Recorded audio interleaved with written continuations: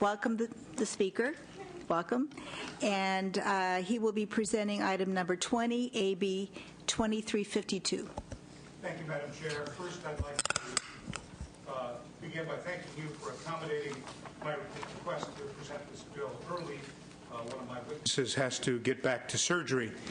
AB 2352 provides that Medi-Cal beneficiaries shall remain eligible to receive Medi-Cal coverage for anti-rejection medications for up to 2 years following an organ transplant, unless during that time period the beneficiary becomes eligible for Medicare or private health insurance that would cover the medication.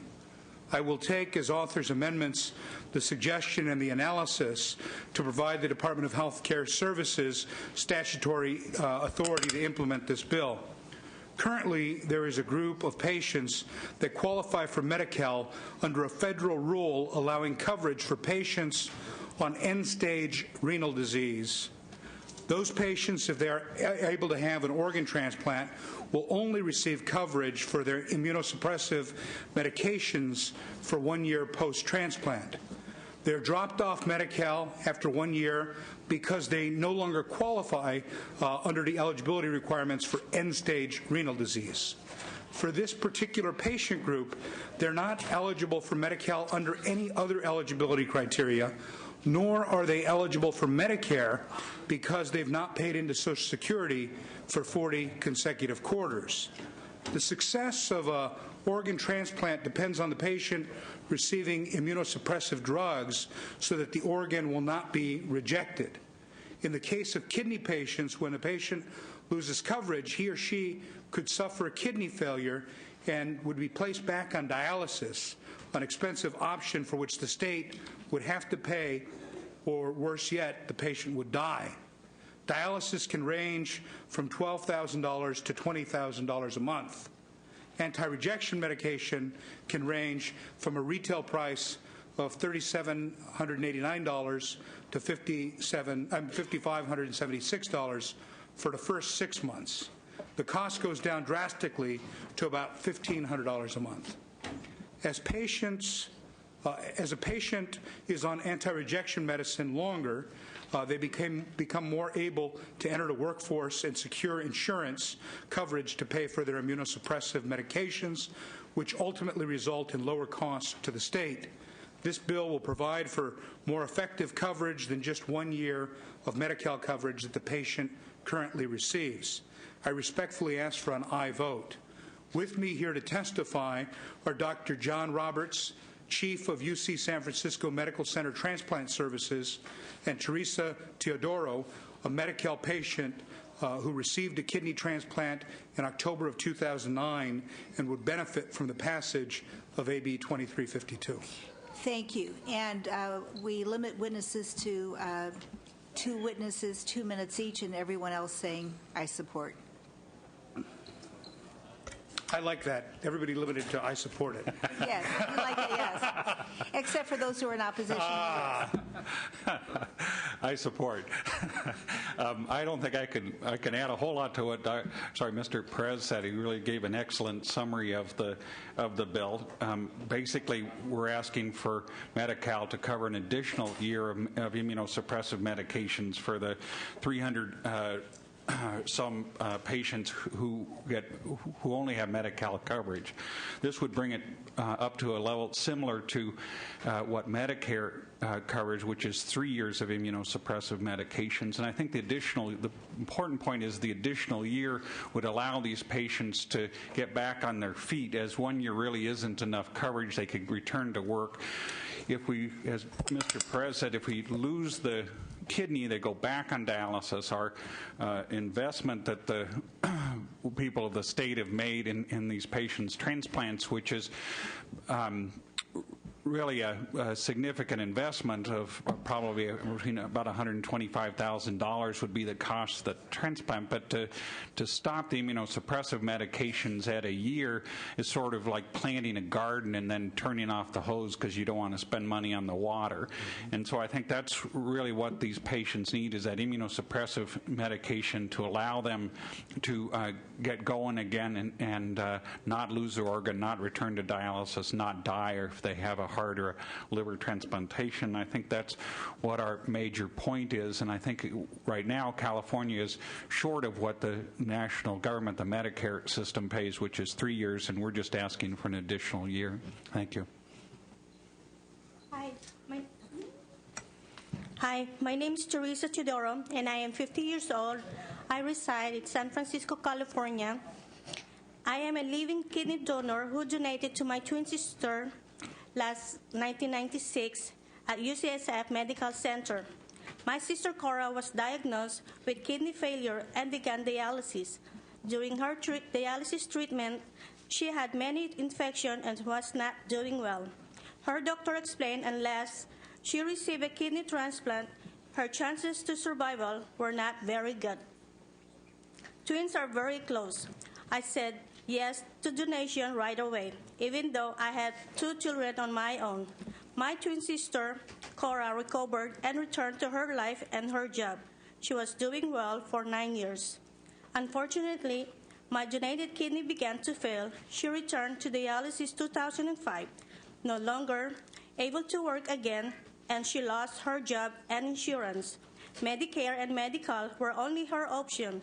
Cora has since passed on to heaven 2007. My donation extended her life for 9 years. Without my kidney, she had no chance to survive. My only remaining kidney began to fail in 2008. My prior job has no insurance benefits, and I did not have enough credit in the Medicare system. My medical alone was my only option. The United Network for Organ Sharing gives special consideration to previous organ donors. Because I had been a kidney donor who had developed kidney failure, I moved closer to the top of the list. I was blessed with an organ offer 8 months ago on October 22, 2009, just days before I was to start dialysis. To say the least, I was overwhelmed when receiving a kidney so quickly, while thousands of Californians still remain on the list waiting. Every day I think about the donor whose selfless act saved my life and how blessed and fortunate I am. It is the fact that while waiting for the kidney transplant and going to dialysis, many lost their jobs and medical insurance. As finances dwindle quickly, many turn to the medical program as their last option. An extension to medical benefits would provide many Californians with the anti-rejection medication needed to maintain a gifted kidney transplant. I urge the Assembly to vote yes on AB 2352, not only myself, but for many other Californians who will find themselves in this position after transplant. I would like to thank the taxpayer of California, the medical program, and transplant doctors and the staff at UCSF for my life-saving medical care and kidney transplant. Thank you. Thank you. And others, just your name and position on the bill. Madam Chair and members, Maureen Higgins representing Biocom and its over 500 member life sciences companies in support. Thank you. Anyone else in support?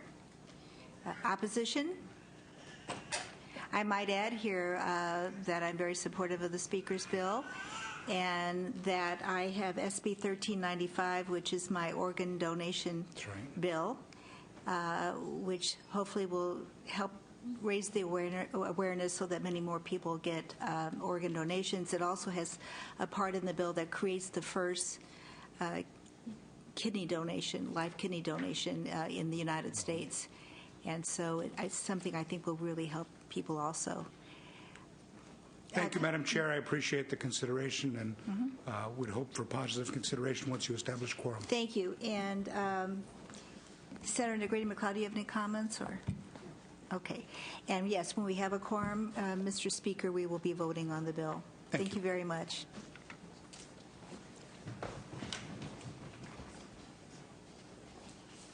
Okay. What's the... Okay.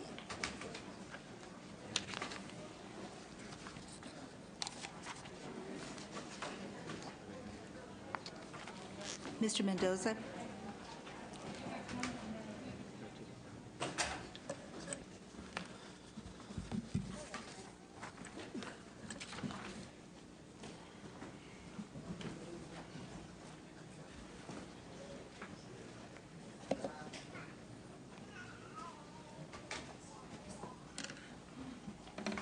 Before we begin, I'd like to make a few comments.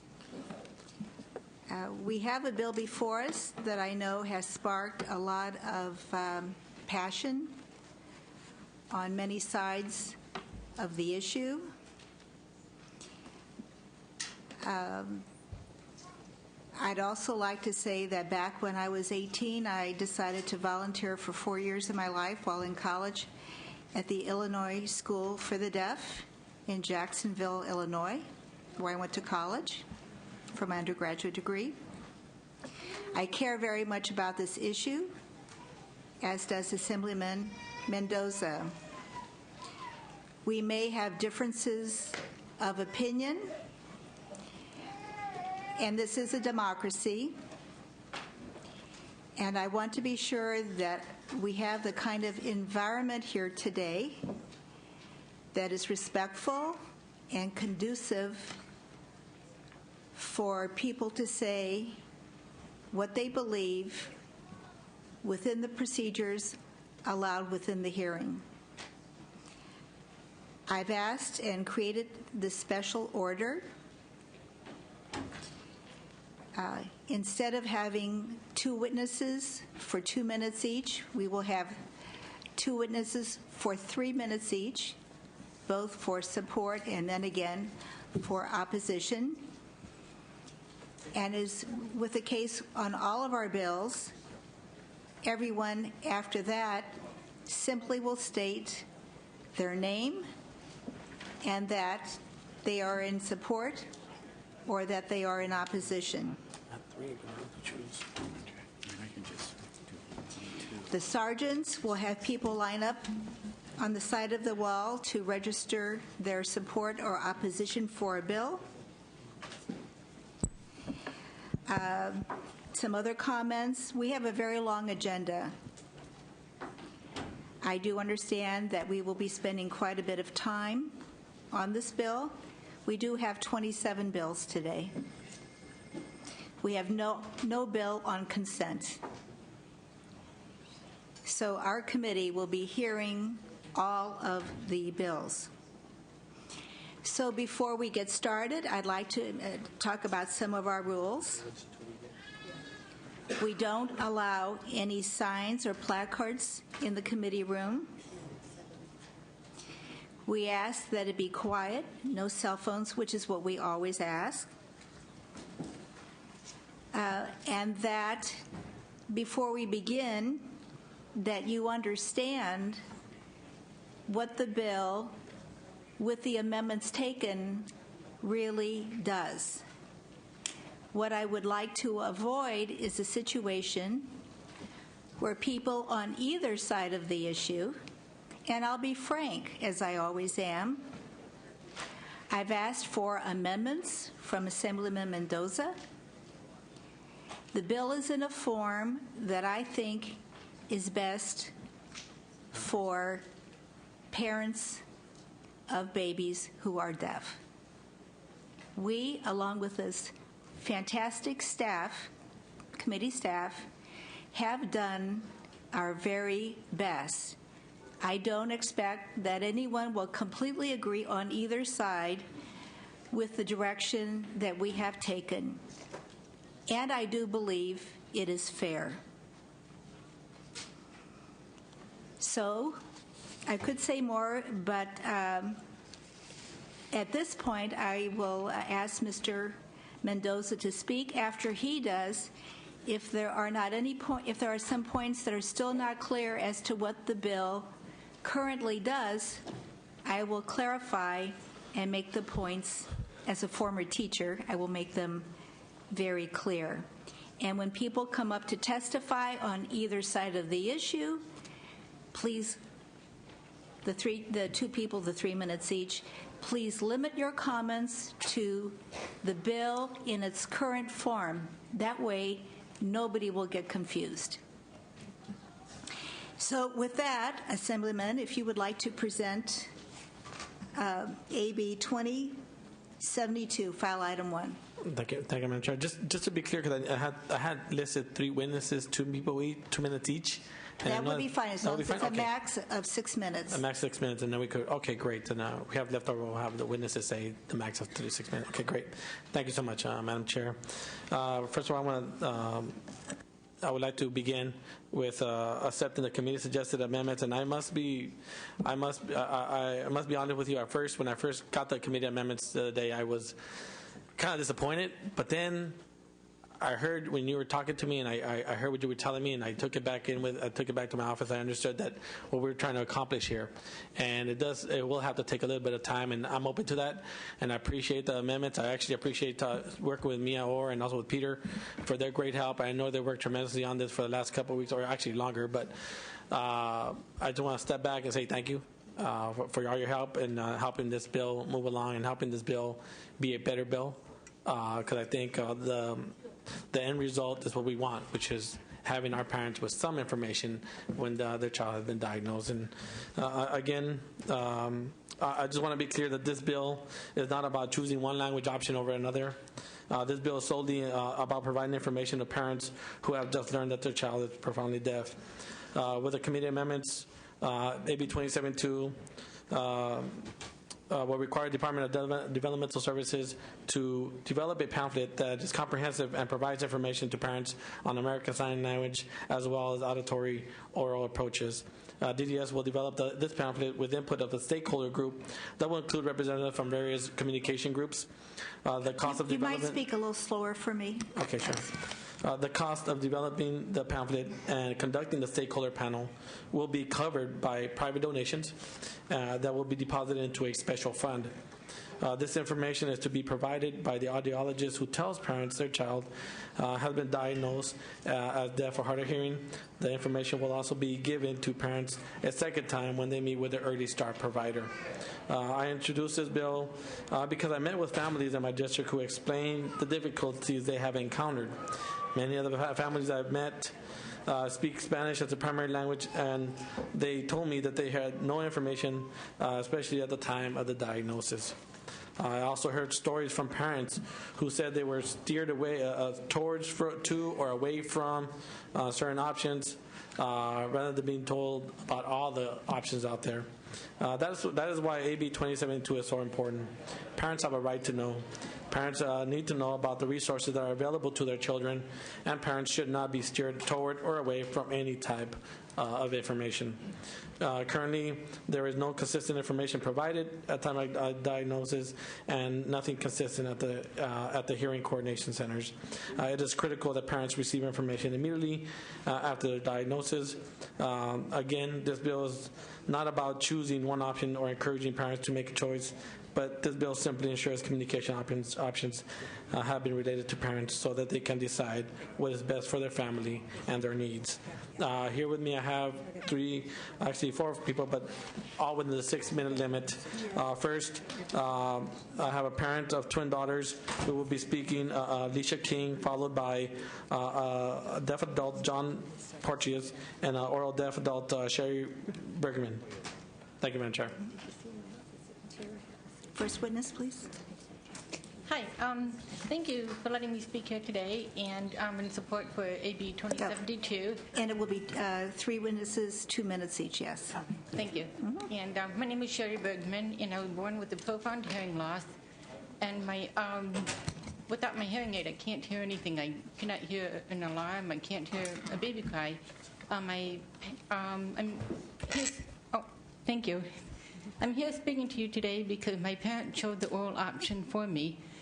Since kindergarten, I received a complete mainstream education, and I graduated from Washington State University. And I enjoy listening to music and to my hearing husband and my son and their friends. I love talking to them. And I understand that there are those who do not choose the oral option for the child, and I respect that. And but what I don't understand is why someone would want to deprive parents of being presented with detailed information about communication options for their child. And if my parents had not known about the oral option. And what I might suggest is that when we have people speak, if you could just state in a positive way what you believe rather than what somebody opposed to your position might think. And I will say that to the opposition as well. Just speak about your own, from your heart, what you believe. Sure. Thank you. Basically, I would not be able to speak to you today, and I just, glad that my parents had the choice and the information. Thank you. Thank you. Good afternoon. My name is John Porteous. I'm 32 years old, and I have been profoundly deaf since birth. And I'm here today in support of this bill. At a young age, when my mom found out that I had lost my hearing, she decided that she was going to do the oral auditory approach.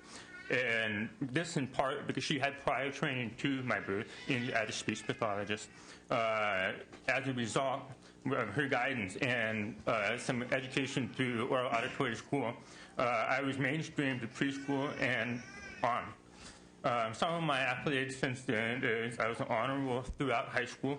I was a three-sport athlete and captain. Graduated with honors from Willamette University in Salem, Oregon, with a college football player. And just a year ago, recently graduated from law school.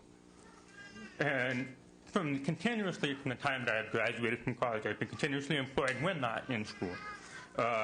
Just most recently, I've been working as a deputy district attorney in Stanislaus County, as a volunteer.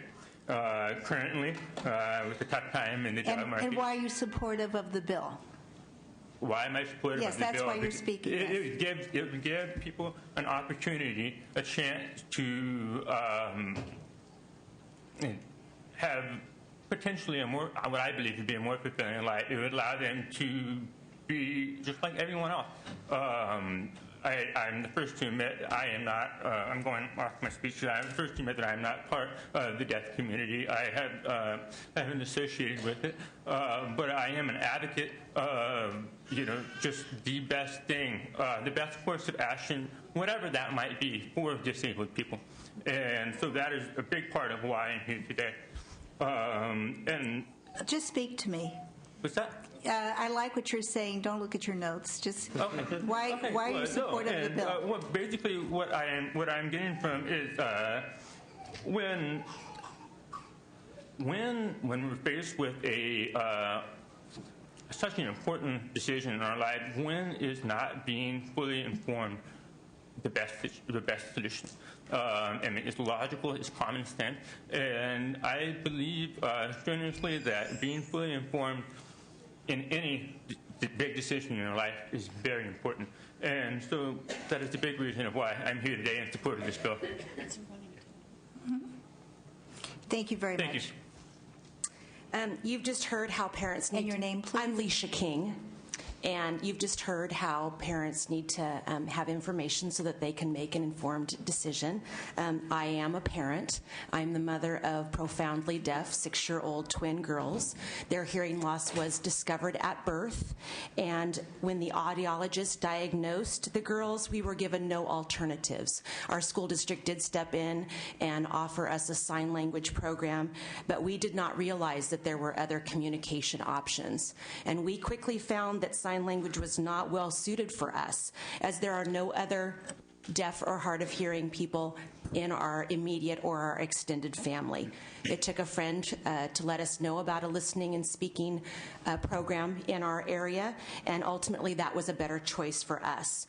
My girls are cochlear implant wearers, and by their 4th birthday, they had age-appropriate speech and language skills. They're completely mainstreamed into our neighborhood school with their hearing peers, and they require limited support services. And I'm here basically to support this because it is my parental right to make decisions for my children, and it is best to do so with complete information. We live in a country that's based on the freedom to choose, and rarely is there a situation where any one program fits everyone. For all future parents of children born with hearing loss, please give them the information that they need to make an informed decision in a timely fashion and one that best suits their family situation. Thank you very much. Madam Chair, members, 30 seconds left over. Yes, there is 30 seconds left over. Madam Chair, members, Barry Brokaw on behalf of the California Academy of Audiology. We are the licensed healthcare professionals that address people with hearing impairment. We are agnostic over the options that are available to parents, but we think they should be informed of all of the options. We treat the kids, and we strongly support this measure. Thank you very much. And for everyone else, if they would just, who are in support, please just state your name and that you are in support. Madam Chair, Teresa Stark with the California Medical Association. We were in support of the previous version of the bill. We've had a quick opportunity to look at the amendments. They seem very positive and consistent with the reasons we were supporting the bill all along, so we hope to remain supportive and thank the author for his leadership on this important issue. Thank you. Others in support? Laura Turner in support of the bill. Thank you. Jan Christensen in support of the bill. Thank you. Jessica Greenfield in support of the bill. Thank you. Tom Bergman in support of the bill. Thank you. Kayleen Dill, a parent, in support of the bill. Thank you. Jack Jakinski in support of the bill. Thank you. Cassie Jakinski in support of the bill. Thank you. Janae Lelamet, I support this bill. Thank you. Jennifer Attaro, I support this bill. Thank you. Portia Miller, I support this bill. Thank you. Donna Levin, I support this bill. Thank you. David Levin, I support the bill. Thank you. Marie Jeanette, I support this bill. Thank you. Christopher Metcalf in support of the bill. Thank you. Judy Bowman, California Hospital Association, in support. Thank you. Kristen Cyphers, I support this bill. Thank you. Jeannie Simpson, I support this bill. Thank you. I'm Ann Harry, and I support the bill. Thank you. Lisa Kolb, and I support the bill. Thank you. Klaus Kolb, I support the bill. Thank you. Julie Dries, I support the bill. Thank you. Good afternoon. Linda Pereira, I support this bill. Thank you. Nancy Porteous Thomas, John Porteous's mother, I support the bill. Janet Rodriguez, California Association of Private School Organizations and Private Special Education Schools in support. Thank you. Jessie West, I'm grandmother of John Porteous, and I definitely support this bill. Thank you. I'm Anatoly, grandparents, means the granddad for Moses, and I'm supporting. Thank you. Diane Durston, I support this bill. Thank you. Dr. Bill Durston, support the bill. Thank you. Is there anyone else in support? If not, we will go to the opposition. So if people at the table could leave, please, and have the witnesses in opposition. No clapping, please. No clapping, no boos, just very quiet so we can all pay attention to what is going on.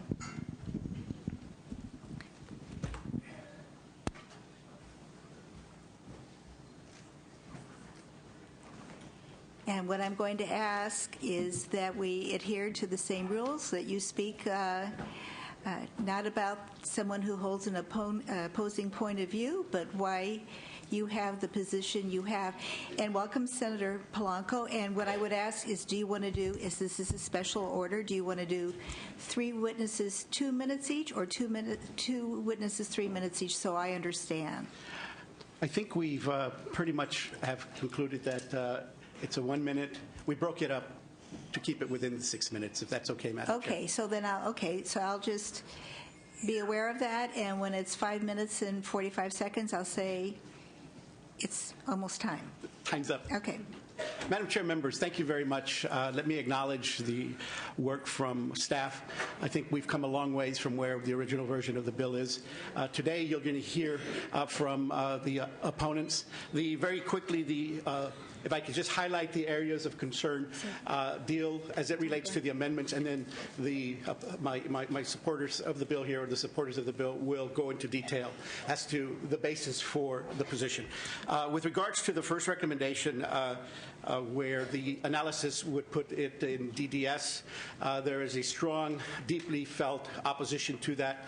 The current program sits within the California Department of Education. It is not the issue before you is not a medical model issue. Regional centers that fall under the DDS category fit that model. As we talk to many of the senators, we stress the education component and its importance. We have an existing structure in that department. We would very much ask that the bill be amended to reflect that. They'll go in further. The other, we would ask that we change visual language to include American Sign Language. It would be showing respect, be consistent to the community. I'm sorry, I didn't hear to change what to... You use in the current language of the amended version, visual language. We would like it to be replaced to American Sign Language. This would be consistent and respect the deaf constituents. Sign language rights have been endorsed, as you know, by the UN treaty signed by President Obama.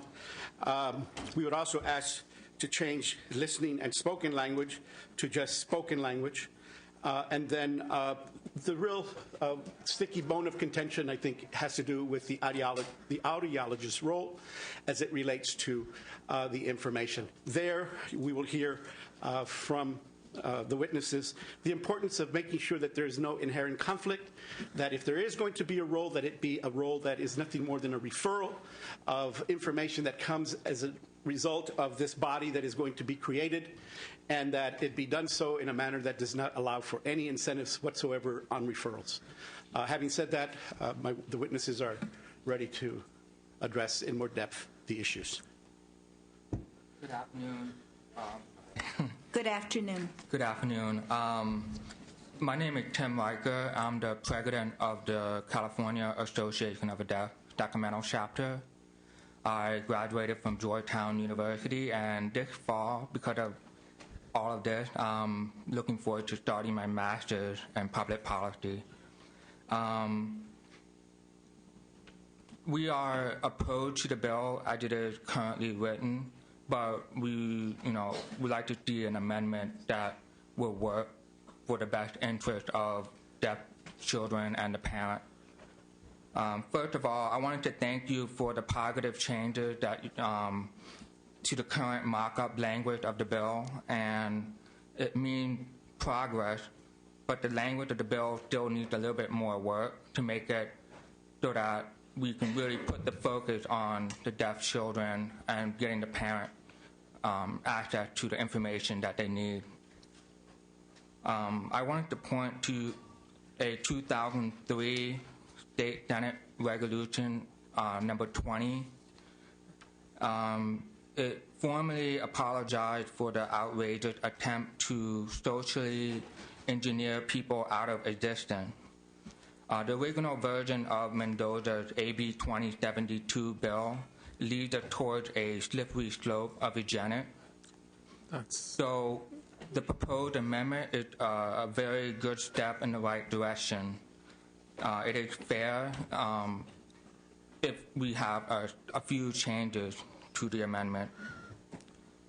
The proposed amendment by the Health Committee still threatens the fundamental values of the deaf education and language development by giving audiologists the power to disseminate information for which they are not trained or licensed. The audiologist training gives them the bias that is inherently unacceptable. if the audiologists are to have a role, it must only be to identify that the child is deaf as soon as possible, and then refer the parent to an appropriate professional or entity with a focus on the educational aspect of raising a deaf child. That means that needs to be determined by the panel of people who are represented by people involved with the. Okay. It has been 5 minutes. Okay. You have 1 minute left. Sherry? Sherry. You go, Sherry. No, Sherry? Tell Sherry. Sherry, you present. You have, there's I just want to respect the parents' right to speak. There is 1 minute left. I will get right to the target and the heart of the matter. I want to thank you again for recommending the proposed amendments. And my name is Sherry Farina. I'm here representing the California Coalition of Stakeholders of Parents and the Deaf Community. We oppose, unless amended with the proposed amendment, the bill, unless it's amended as proposed. We recommend there are 4 different changes to the amendment. We hope that the committee will adopt these recommendations, and we have papers for you, so you have a hard copy of what we would like to see. So I want to emphasize, with regard to our involvement and our commitment to seeing an improvement in the educational system for deaf infants and children. We have a history regarding the U.S. Congress Commission on Education for the Deaf, and their report verifying the need to identify gaps and the reason why we need to have a system overhaul. We have the California Superintendent of Education, Delane Easton, called for a task force to restructure deaf and hard of hearing programs in California. We're at 6.5 minutes. If you could complete your We have thoughts, the establishment of the California Deaf Newborn Infant Screening Program and the Americans with Disabilities Act and so forth. And all of this points to why it's an education issue and why the state entity with oversight needs to be the California Department of Education. And in closing? Okay, so we're beyond time. Thank you. Thank you very much. If everyone else would just like to state their name and that they are opposed to the bill, please come forward. It's okay if I do it now while I'm here? Pardon me? My name is Cedric Reeder. Just your name and that you are opposed. I speak for my son also. We're opposed to this bill. Thank you very much.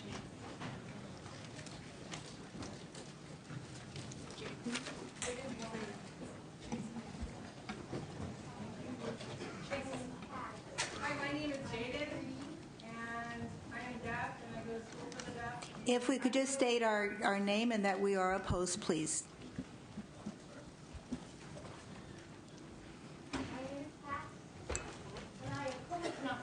Thank you very much. Next, please. My name is Tara Holcomb, and I oppose the bill. Thank you.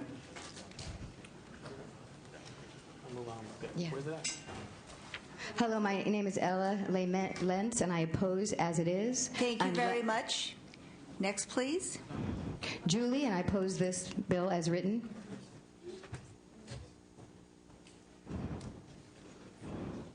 Mary, and I oppose. Thank you. I represented the 100,000 in Northern California, and I represent the parents, and I oppose the bill. Thank you very much. Next, David please. Reynolds, and I oppose the bill. Excuse me, Madam Chair. I noticed that the TV screen is not picking up who is speaking, and I'm going to ask sergeants maybe if we can either direct individuals here or at least to have the screen reflect who is testifying, because I'm hearing voices. I'm not sure either who is presenting. Thank you very much, Senator Romero. Yes, so if we could have the screen reflect people as they speak, yes. And if not, maybe people have to stand in a slightly different place. There, now that's fine. We can see here. Okay? David Reynolds, and I oppose the bill. Thank you.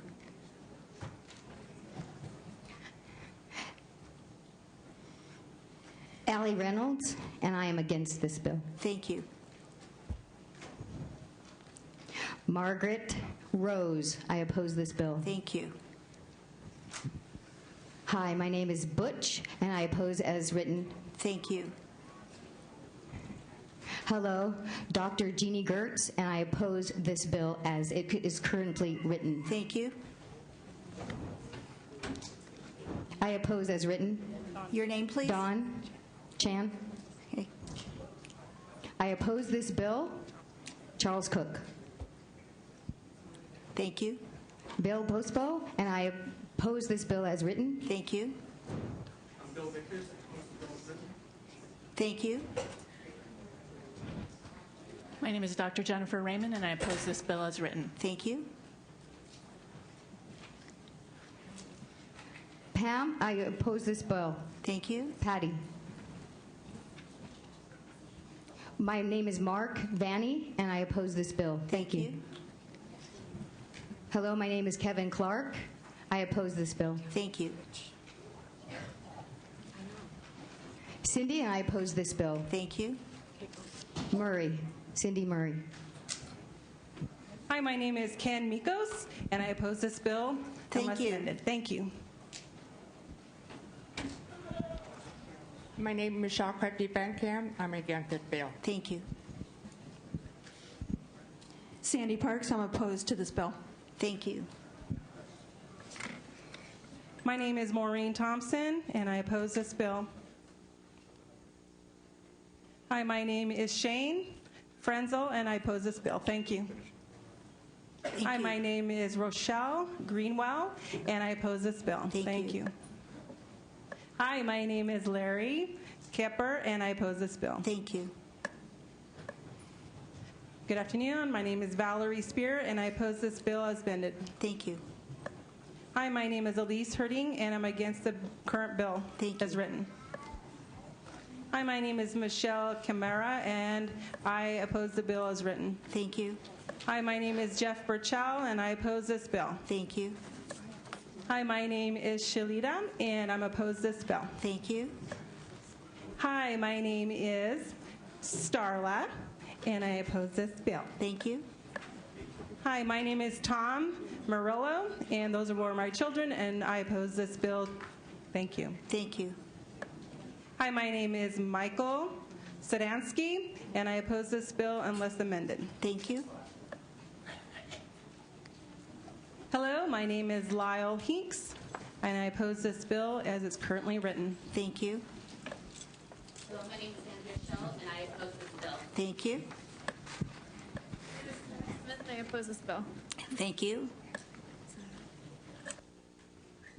Hello, my name is Liana Galindo, and I oppose this bill.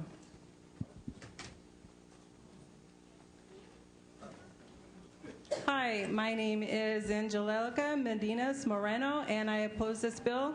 I'm a teacher for a deaf family. Thank you. Hi, my name is John Aberween, and I am from Fresno, California, and I oppose this bill, Thank AB you. 2072. Hi, I'm from the California Association of Deaf Educators, and we oppose this bill. And your name, please? My name is Catherine Davery. Thank you. Hi, I'm Cassidy Williams, and I oppose this bill as written. Thank you, Cassidy. Hi, my name is Tracy Williams, and I oppose this bill as written. Thank you. Hi, my name is Larry O'Bray, and I oppose this bill as written. Thank you. Good afternoon. My name is Rory Osborne, and I oppose the bill as written. Thank you. Hi, my name is Jennifer Ann Cook, and I oppose this bill the way it's currently written. Thank you. Hi, my name is David Eberween, and no amendments, then please shred the paper. Thank you. Thank you. Hi, my name is Julie Rems Mario, and I oppose this bill unless amended by the consensus. Good afternoon. My name is Jose Rengifo, and as a medical student, I strongly oppose this bill. Hello, my name is Bridget Kozlowski, and I oppose the bill. Thank you. Hi, my name is Elena Ruiz, and I oppose this bill except for amended by consensus. My name is Ashley Keller, and I oppose this bill as written. Thank you. Hi, my name is Rebecca Murillo, and I oppose AB 2072 as currently written. Thank you. Hi, my name is Judy, and I And her oppose last this name? bill.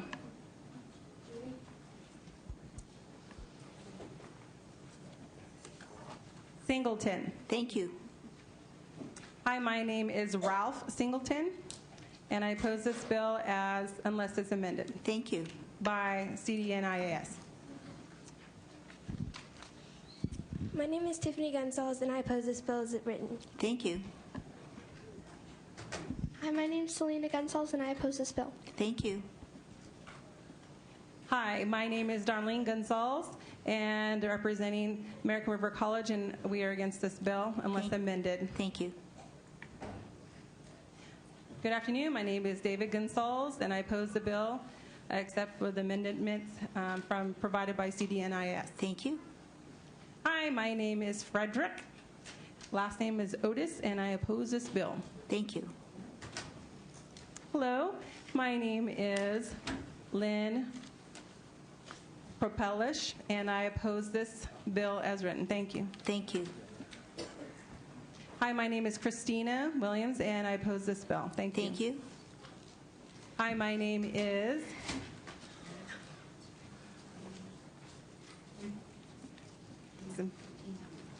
eggsmail@gmail.com, and I oppose this bill as written. And what was his name? I didn't quite catch it. Exmos Campos. Thank you. Hello, everyone. My name is Hugh LaFleur, and I oppose this bill. Thank you. Hi, my name is Kristen Wine, and I oppose this bill. Thank you. Thank you. Hi, my name is Daryl Utley, and I oppose this bill. Thank you. Hi, my name is Byron, and I oppose this bill unless amended. Byron's last name, please. Oh, I'm sorry. Robertson. Thank you.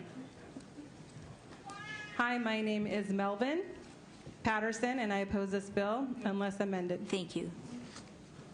Hello, my name is Rona Rodriguez, and I oppose this bill unless amended. Thank you. My name is Michiko Suzuki, and I strongly oppose this bill, AB 2072, as written. Hi, my name is Dawn Bayer, and I oppose this bill. Thank you. Hi, my name is Iva. My last name is Ikeda, Aikida, and I oppose this bill. Thank you. Hello, my name is Carol Cambone, and I oppose this bill. Thank you. Hello, my name is Sue Celine, and I oppose this bill. Thank you. Thank you. Hello, my name is Natirza Levine, and I oppose this bill. Thank you. My name is Chantel Bailey, and I oppose this bill. Thank you. Hi, my name is Megan Christensen, and I oppose this bill. Thank you. Thank you. Hi, my name is Saul Christensen, and I oppose this bill. Thank you. Hi, my name is Jordan Sandoval, and I oppose this bill. Thank you. Hi. Hello, I'm Cindy Sandoval, and I oppose this bill. Thank you. Hi, my name is Don Lee Hanaomi, and I oppose this bill. Thank you. Thank you. Hi, my name is Cliff Pierce, and I oppose this bill as written. Thank you. Hi, my name is Norman Chan, and I oppose this bill. Thank you. Thank you.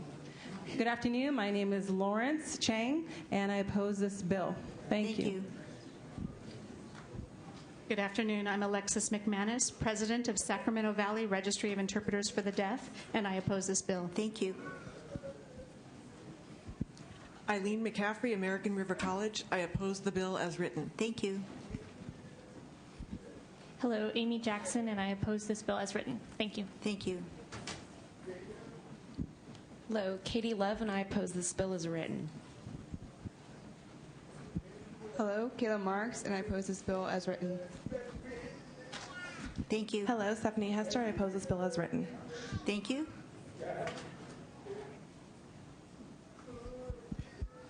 Oh, hi, my name is Joe Victory is my last name, and I oppose this bill. Thank you. Hi, good afternoon. My name is Karina Peterson, and I oppose this bill. Thank you. Hi, my name is Jenny Cantrell, and I strongly oppose this bill. Thank you. Hi, my name is Dr. Donald Rushkin, and I strongly oppose this bill. Thank you.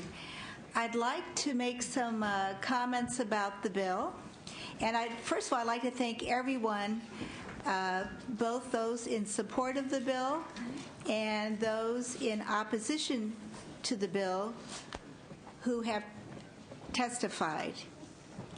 This is a democracy, and we really appreciate your keen interest in what I know is a very passionate issue. I'd like to explain, and first of all, I'd like to say I have no idea what is going to happen to this bill today. My staff and I have worked very hard with Assemblyman Mendoza to amend a bill that I believe is fair and good and time-sensitive and comprehensive to provide good information to parents with babies who are deaf.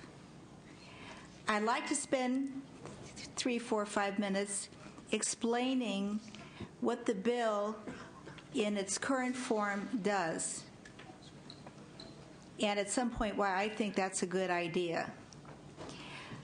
My colleagues on the committee will have full opportunity to state their opinions. And of course, Assemblyman Mendoza will have full opportunity to say whatever he thinks. I'm sure my staff and I, and this is really Mia and Peter, and also my Chief of Staff, Salaja, have spent many, many hours looking at this bill and having a heart-to-heart about what is in the best interests of families with babies who are deaf. This bill does 3 or 4 main points, and we do have enough for a quorum right now, so while we were all sitting here, I'm going to stop for 30 seconds, take the vote for a quorum, and the reason I want to do that is that means that once we establish a quorum, then we can actually vote on bills. So we will call for this vote. Senator Alquist? Here. Alquist here. Strickland? Onnested? Cedillo? Cox? Leno? Leno here. Negrete McLeod? Negrete McLeod here. Pavley? Here. Pavley here. Romero? Here. Romero here. We have a quorum. Thank you. We have 5 members here. That establishes the quorum. So this means that we will be able to vote on this bill when we are through with the discussion on the last bill, which was Speaker Perez, and then all the bills that will follow. Some of the conclusions we came to and the process that we used. Number one, we decided that the authority for this procedure needs to be within the Department of DDS, Department of Developmental Services, rather than the Department of Education. The reason I have this strong belief is because I think DDS is best qualified in a timely, and I know that you all don't agree with me. I believe that DDS is best qualified to be of support in these beginning years with a child who is deaf. Second, what the bill really does is to say that there needs to be a brochure that is better than the brochure put out by the federal government. A brochure that gives unbiased and complete information on all the options in one pamphlet available to parents who all of a sudden don't know where to go and want to know what options they have. It does not exclude anything. It would be objective. And this advisory committee would be established in a way that no one group would be in majority, and that there would be fair and equal balance for all people, including with American Sign Language, which we know is in great use and extremely valuable. I do believe that on a brochure, and we sort of crunched the time so that what we've said to Mr. Mendoza is that, okay, we're going to establish this advisory committee. Whatever recommendation comes out from this committee will be given to DDS. DDS will still have the authority to put in the brochure, and I will be peering over their shoulders as a good Greek yaya, a Greek grandmother. I will look to see that it is fair, objective, and that it is information that parents can use. Now, on this committee will be representatives from American Sign Language, also representatives from those who believe in cochlear implants, and those who believe in anything else that has to do with helping parents figure out how to best help their children, because it is the parents' responsibility with good information to do that. We have said to Assemblyman Mendoza that should the bill become law, and I have no idea if it's getting out of this committee, it may die in this committee, but I do think the issue needs to be resolved in a fair way for the sake of the babies. That should the bill get out of committee, should it get out of both houses, should it be signed into law, and those are a lot of shoulds, that there would be 12 months during which a source of funding would need to be established, which is not in conflict with any view. So it would have to be not in conflict with the result of then within another 12-month period creating the brochure. We don't want any conflict of interest. We want American Sign Language. We want those who believe in cochlear and everyone else to be able to look at this and say, yes, this benefits babies. This affects their quality of lives. This helps parents who may not know where to go get good information. And I would say that if the brochure is objective, which it will be, should all the shoulds fall into place, if the information is objective, then we shouldn't be concerned so much with who hands the brochure out. We may disagree on that, but I have a strong feeling about that. I'm also a former teacher, a former school counselor. And like you, I want what is in the best interest of the families and of the babies who will become adults, and we need them to function well in our society. Mr. Mendoza, in a few minutes after committee members will have a chance to speak. I know that in the beginning he was not favorable about all the amendments, but I think we have worked closely, and I think he does care on this issue. I will stop at this point. That's not to say I may not want to say something later if I hear something I need to talk about. Madam Chair, I have a quick question. Should I bring my witnesses up here in case there's questions, or should we just leave it? Just for a moment, we'll see. If it goes in that direction, they will be allowed to do. Not bring them up at all? Well, you can bring 2 or 3 up to sit here. That would be fine. Oh, okay. That's fine. If you would like. Would you like 2 or 3 to sit up here? Yeah, in case I have questions. Fine. And with this, I will go to my committee for any comments, concerns.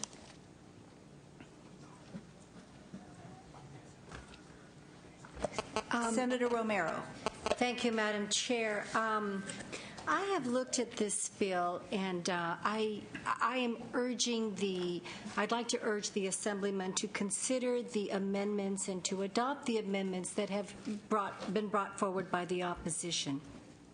Madam Chair, I appreciate the work of the committee. Some of these I think I can share, but others I do have concern about. As a psychologist and educator myself, I do think that it sends an intended or not, an unintended consequence that by moving this out of Department of Education into DDS, it clearly establishes this in the medical model. If we keep it within the Department of Education, I think it reaffirms that language is learned. And in looking at American Sign Language, this is not just a popular language. This is the third most popular language in this country. I think it is... Excuse me. We will have no clapping. The sergeants are here. We will have it quiet so we can all understand what is going on. Thank you very much. So as I approach, and as I have learned quite a bit from both the opponents and the proponents, and from others who I know in my own life, the question that I start with asking is, what are we trying to fix? That's the question that I have to ask. What are we trying to fix? Are we trying to fix deafness? And I would have to answer, if that is the question, then I would say no. Because American Sign Language is maybe one that maybe many of us are not familiar with, but it is a language. It's recognized. And if we start from the premise of asking what are we trying to fix, then I would have to ask, how far are we willing to go? Are we going to fix gay children? Are we going to fix dark-skinned infants and give brochures to parents saying this is how you can bleach skin? Are we going to fix the curl of the hair? I mean, I must honestly ask this question because I think these are some of the concerns, and I'm not saying it's intended in this bill, but if we're talking about fixing, those are questions, even in the history of this state, that I think, look at this beautiful mural, but there's another mural that we could perhaps paint of California. So that's the question. What are we trying to fix? In terms of looking at the amendments, and that's why I fundamentally believe that by moving it to DDS, it clearly establishes it in the medical model in need of fixing something, as opposed to the Department of Education, which maintains that this is a linguistic skill, ability, and the opportunity to continue to oversee. I think and so I would ask the author to consider that, and the chair as well, my views. In terms of the question of the audiologist, I do believe that this is an inherent financial conflict of interest, and I would not feel comfortable by having the audiologists with a clear financial interest to be the gatekeepers to parents for information on issues related to hearing. In terms of, there's other issues as well that we can raise. The advisory committee that's been proposed, I think, is balanced and fair from the opponents. I would ask us to look at that, but I go back to that fundamental question. I do not understand what we are trying to fix. And it does become a question of understanding and embracing the culture of deafness, a language which exists, a language which is the third most popular in this country, a language which I've tried to learn, in fact, as well, and haven't been good at it. So I would ask the author, I appreciate your efforts. I understand, I think, good intentions in bringing this forward, but I am compelled by the opposition and would ask you to consider adopting the amendments that have been offered by the opposition. Who else would like to speak? Senator Pavley, and then Senator Leno. Just briefly, I viewed this as not something to fix, but something to inform parents of options, and that's how I looked at it. The more information is usually the better to parents, and I have nothing but respect for members of the deaf community and families. So it wasn't about fixing, because that sounds like something's wrong. Nothing is wrong. But what's wrong with more information to have in front of parents? But I would like a little more protracted discussion on DDS versus Department of Education, because my understanding is, but maybe I'm wrong, is that many times the information that would be given to parents would be when the child is very young, several months old or up to a year. Historically and traditionally, I didn't think the Department of Education was directly involved. Wouldn't that be, for the first few years, more of a role of DDS? And so is this and indeed a real expansion of the custom and practice and tradition of the Department of Education and the people they serve? So that's where I was confused. Okay. So that would be one issue. I'd like to discuss that a little more. And we will have a full discussion of both your comments and Senator Romero's and other members. And then if you can wait a few minutes, Assemblyman, and then you will be able to address. And I understand that former Senator Dunn is here.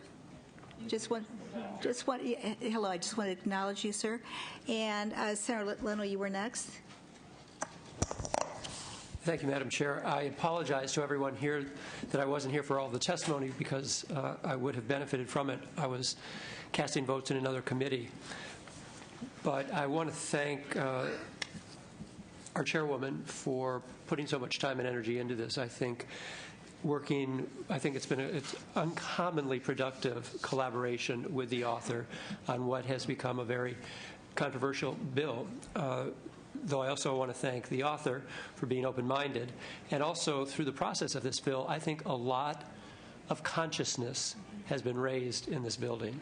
And I always appreciate it when I have an opportunity to see things in a broader and more sensitive way. I align my comments with Senator Romero's in that, short of any real concrete reasons why DDS could better facilitate the implementation of the bill, I would, if it were a split decision, I would side with education. Impressions and perceptions can mean a lot, and I think we could, when possible, be respectful of those issues, and to approach it as a language to be learned, as Senator Romero has said. I wish I knew American Sign Language just as I wish I knew Russian. I don't know either, but they're both languages to be learned. For that reason alone, I think Department of Education may be the place to be. But as Senator Pavley suggested, maybe we need to better understand how it is going to be facilitated and implemented, and so I'm open to that. But otherwise, this has been a very informative bill for me, and it really is about providing more information to parents and to families, and that's always a good thing. Senator Grady-McLeod? No? Okay. Just a few of my thoughts. I mean, I think DDS is a better place, but that certainly Can I answer some of the concerns that were will be the Assemblyman's decision. I don't think there's anything to be fixed. Having grown up in St. Louis in my $12,000 house where I lived for 20 years, with a family across the street where two of the children were deaf, it is not something to be fixed. But what we are simply trying to do is, in a time-sensitive fashion, convey complete information to parents so that they have choices and that it is unbiased information with all the options open. And I do believe if we end up with a brochure that is unbiased, which is certainly the goal, anybody could hand it out. And certainly it shouldn't just be the audiologists who hand it out, but anybody could hand it out. What we're seeing right now is from what we've seen, there's about a third of the families who are just not getting information in a timely fashion. That's a huge amount. And that's really what I believe this bill is about. And it's going to be completely up to the Assemblyman. He's listening to you in terms of how we proceed. And as I started out saying, I have no idea what is going to happen to this bill. I think it's a good bill, and should it be in a different department? Well, that certainly is up to the Assemblyman. If you would like to speak, Sure, Assemblyman I would Mendoza. like to address that concern, and maybe let me know if that sways you either way. That way I understand where we need to go. But the reason I believe that DDS was provided for us, and it's because currently when the child gets diagnosed as being deaf, the people handing out that information, it's called a newborn screening program. That's being run out of the Department of Healthcare Services. So it's not even run out of the Department of Ed. So we're trying to get this information out to the families at the early stages, which is not where the Department of Ed comes in. You understand me? So this is like going back to where Ms. Senator Pavley was talking about earlier in the developmental stages, where when some of these programs, some of these options are available, the families need that information early on when they're 6 months old, less than a year, but they're not getting it. When we had the same hearing in the Assembly side, both sides were talking about we didn't get enough information, or we got the wrong information, or we were being steered a certain way. Well, this will fix that. This will give you a pamphlet with all the information, right? So the reason the DDS will provide it for us because that's where the hearing coordination centers are run through the Department of Healthcare Services. All that's in the earlier stages, not through the Department of Ed. So that's why. But if you think the Department of Ed, I just don't know if they're in charge of this right now. It's just the reason is that DDS is more appropriate, and then they provide services. They provide referrals. They know how to maneuver people around and help them get services they need. Madam Chair, if I may. Thank you. Senator Polanco, can you give your view of that? Yes. Historically, what has been taking place is the information is provided by the California Department of Education. It involves the Early Start teachers. It involves and it works with providing parents with a full packet of information currently. The parents are referred to these centers that are three of them throughout the region. It's imperative that the parent get the information as soon as possible. We all agree to that. So when we look at the process, when a child is born, the first diagnosis occurs at the hospital level. The question for the body here is that one location where we can begin to inform and present this packet as the mother leaves. Can we do it also even before then at the early prenatal family services? Everyone agrees that timely information, unbiased, scientifically based, is critical to be provided to the parents. Putting it into DDS, unintended consequences, perceptions, it's a whole different population. If a child who happens to sign has disabilities, developmentally challenged disabilities, they're going to find themselves in that particular model of care, DDS. To put everyone there is putting it in the wrong direction, creates some misperceptions, number one. Number two, it doesn't drive to the educational enrichment of that individual child.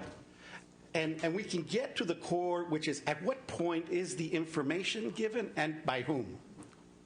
And we argue that the current system, if we need specific days, by the time the audiologist does that examination and identifies a hearing loss and or deafness, at that point in time within the next 30, 48 hours, or whatever the body here feels, that parent needs to be contacted, that information needs to be informed, provided again that the audiologist is not giving anything else beyond that.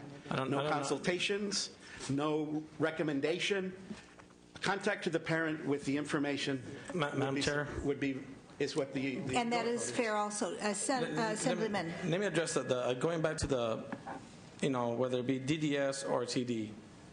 You know what? We're embarking on a new way here. We're embarking on providing information for parents. I'm open to it.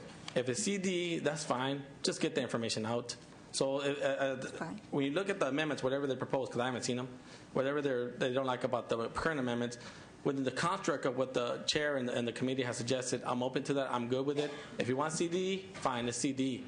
But let's get the information out as soon as possible. I would be fine with Department of Education Me too. if it is done in a timely fashion, because Yes. now it is not always done in That's a timely correct. fashion. So I agree, Madam Chair.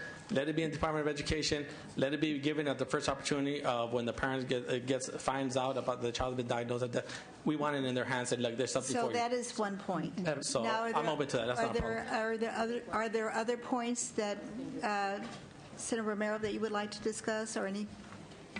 Then what implications does that have for the audiologist? Because if we move it to CDE, does that remove the audiologist? Well, again, the intent of this bill, the intent is to have the audiologist, once they have identified the child as being deaf, they provide this information for them right there. And you got to keep in mind, the audiologists they're trained medical professionals. They know about all this. That's their job. That's what they've been titled for. So for them not to, if a parent has a question, they're suggesting don't talk to them. Just give them the paper and run. Perhaps you. I think it's fine if audiologists hand it out, because if it's a fair brochure, it'll be fine. But perhaps you want to take an amendment, and I think probably both of these points would be you would promise to do before it gets to the next committee, would be that the audiologists are not doing a selling job, that it is just giving the information. I know there's some concern on that point. Can I have one? She's an audiologist. Maybe she could comment on that. Very briefly. And then very briefly. I think audiologists as professionals we're not interested in benefiting financially from what these families are doing.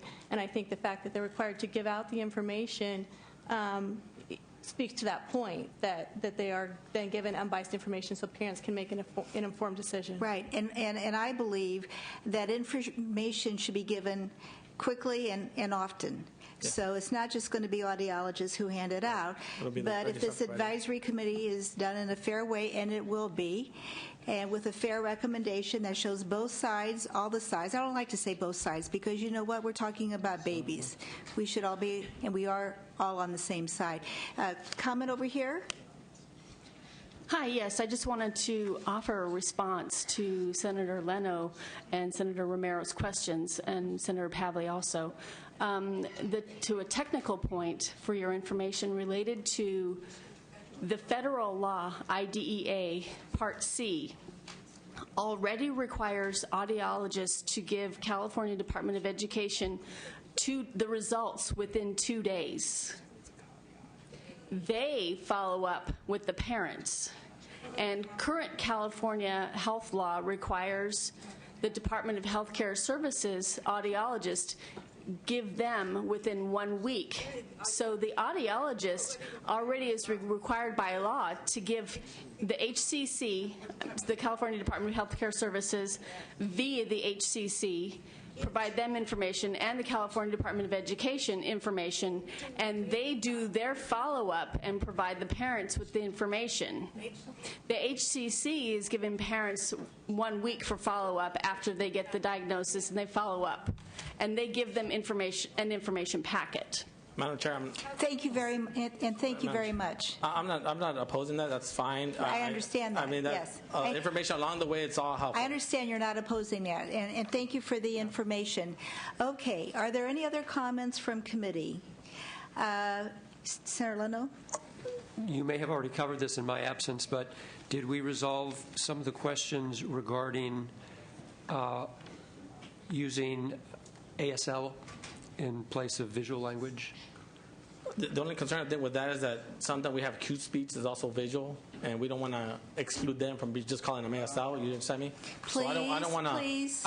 Again, if we let the committee or the advisory committee look into that, because they want to exclude others just because they want to put only one. I would suggest on that point that, well, if the bill dies, it will die. But if it moves forward to the next committee, there's still ample opportunity for Senator Polanco, who's a great advocate, and others to talk with the author. And I'm sure the author would be willing to keep having an open mind as he has with me. That's fine. Okay? Yeah, thank you. Okay. Assemblyman, a very succinct close. Again, Madam Speaker, Madam Chair, again, we're just trying to get to the providing families information along the way at every step of the way from when they first get diagnosed as being deaf. So anything we could do to provide the family some information, and I'm glad that we'll get some information to this committee and everything gets established. And you're willing to take the amendments Yes, for it's the gonna be next CDE. committee? That would be Department of Education. Right. And the other amendment that simply clarifies that Audiologist role when as the far as- audiologists hand out the information, they're not doing a selling job No, on right. Just cochlear. give the parent information and Just- whatever they're licensed to do, but not Yeah, selling, exactly. because that's not their job. And we know everybody will be fair about this. Yes. Okay, thank you very much. The author has closed. Is there a motion? It's been moved by Sarah Pavley. Senator Romero? Education and the follow-up discussion. Senator Romero? Can I hear from Senator Polanco with respect to the amendments that have been agreed to and the position from the opposition at this point? As I understand, the amendments are Department of Education and not DDS, as I understand. The issue of visual language and American Sign Language to be worked on. Yes, to be worked on. To be worked on. As I understand, let's see, the spoken, with regards to the audiologists, Clarifying language on clarifying language on that. But just to be clear on that, clarifying meaning that they're not selling it, but they're still presenting the that. information. Clarifying information that they are presenting the brochure in an unbiased format. You'll think of better words. I'm Greek and whatever. But So, right, I agree but with that. that it's fair and that they're not doing a selling job on. Okay. And they're able to cochlear. answer questions to the parent. If the parent asks. Right. Right. We'll respond to the questions of the parent. Madam Chair, what I would also ask is, if we cannot work out the language, that the bill come back here. I think that the audiologist issue is a big issue. The U.S. Federal Court Justice Department sued on that issue as it relates to kickbacks, and there was a settlement as a result of a whistleblower.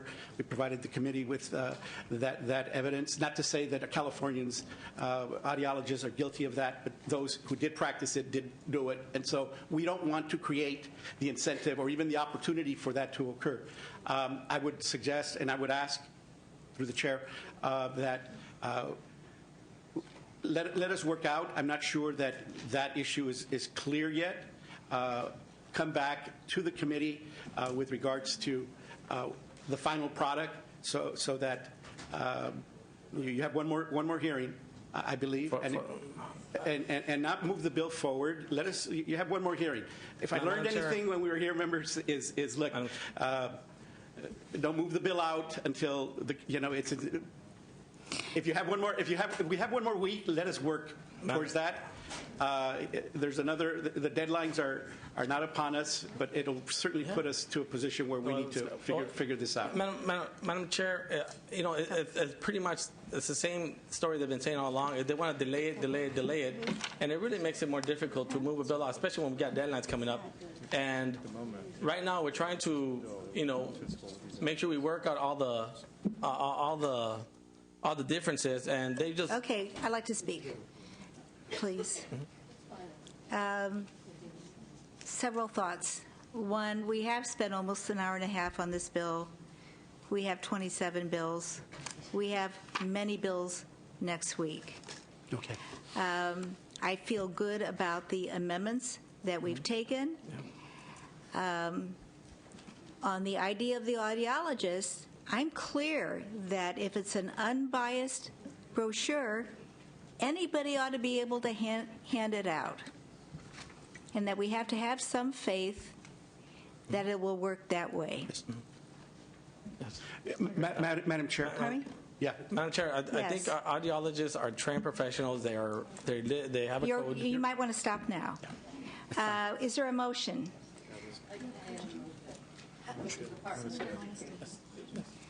And Senator Onnested is here, and he was not. He probably was in rules, or yes. So, although we've gotten to this point, you're on, Senator Onnested. Just one quick concern. I know in the amendments that the language that says no public funds shall be used because we might be eligible for federal funds. Has there been any thought, however, to putting in the phrase no state general fund monies shall be used. That's the intent. Yes. Yeah, we have suggested that. That is the intent. Yes. And the It would be bill clear. would be, the amendments would read in such a way that there would be, if it, gets through both houses, if, and signed into law, then there would be a 12-month period where funding would need to be found for it. Yeah. And then after that 12-month period, after that funding is found, then 12 months to do the brochure. Yeah. So we are So going, no general fund impact. So we are going to say there will be no general fund impact. Yes. Yes, please. And does that need to be clarified? We made that suggestion earlier this week, but Right. I'm good with that. And with some of the amendments we've taken, the bill now goes to approps. Yes. As I understand it. If it's So there will actually be another place, although this is the policy committee, and I think we've done a good job. So, is there Madam anything Chair? else? So move as amended. okay. Okay, so it's been moved by Senator Pavley and Senator Onnested as amended. Okay? Thank you, Mr. Chair. Yes, the one outstanding issue, and you will work with the author on the sign language, yes. Oh, yeah. Thank you very much. We will call for the vote now. Senator Alquist? Aye. Alquist, aye. Strickland? Onnested? Aye. Onnested, aye. Cedillo? Cox? Leno? Aye. Leno, aye. Negretti McLeod? Aye. Negretti McLeod, aye. Pavley? Aye. Pavley, aye. Romero? No. Romero, no. It's got 5 votes. That bill has 5 votes. It is out. And I'd like to thank, I'm sorry, are there other members here? Who else is here? Is he in the building? The bill has enough votes to get out. What we are going to do, we know that Senator Cedillo is in Rules Committee. We will hold it open should he wish to add on. And as I want to thank everyone for being here, for being respectful, and for working for the good of children. And thank you very much. Thank you, Madam We'll take Chair, a members. 2-minute break, 2 minutes, and then we'll begin again.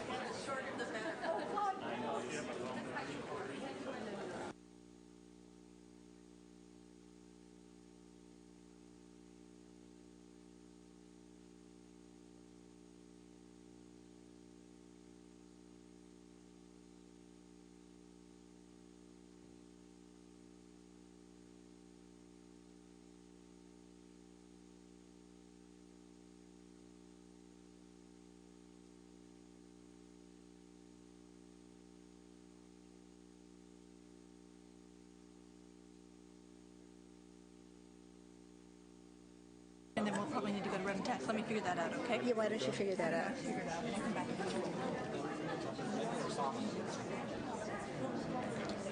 We will now take, this is still Senate Health Committee. We will take file item 18, AB 2244 by Assemblyman Fuhr. Welcome.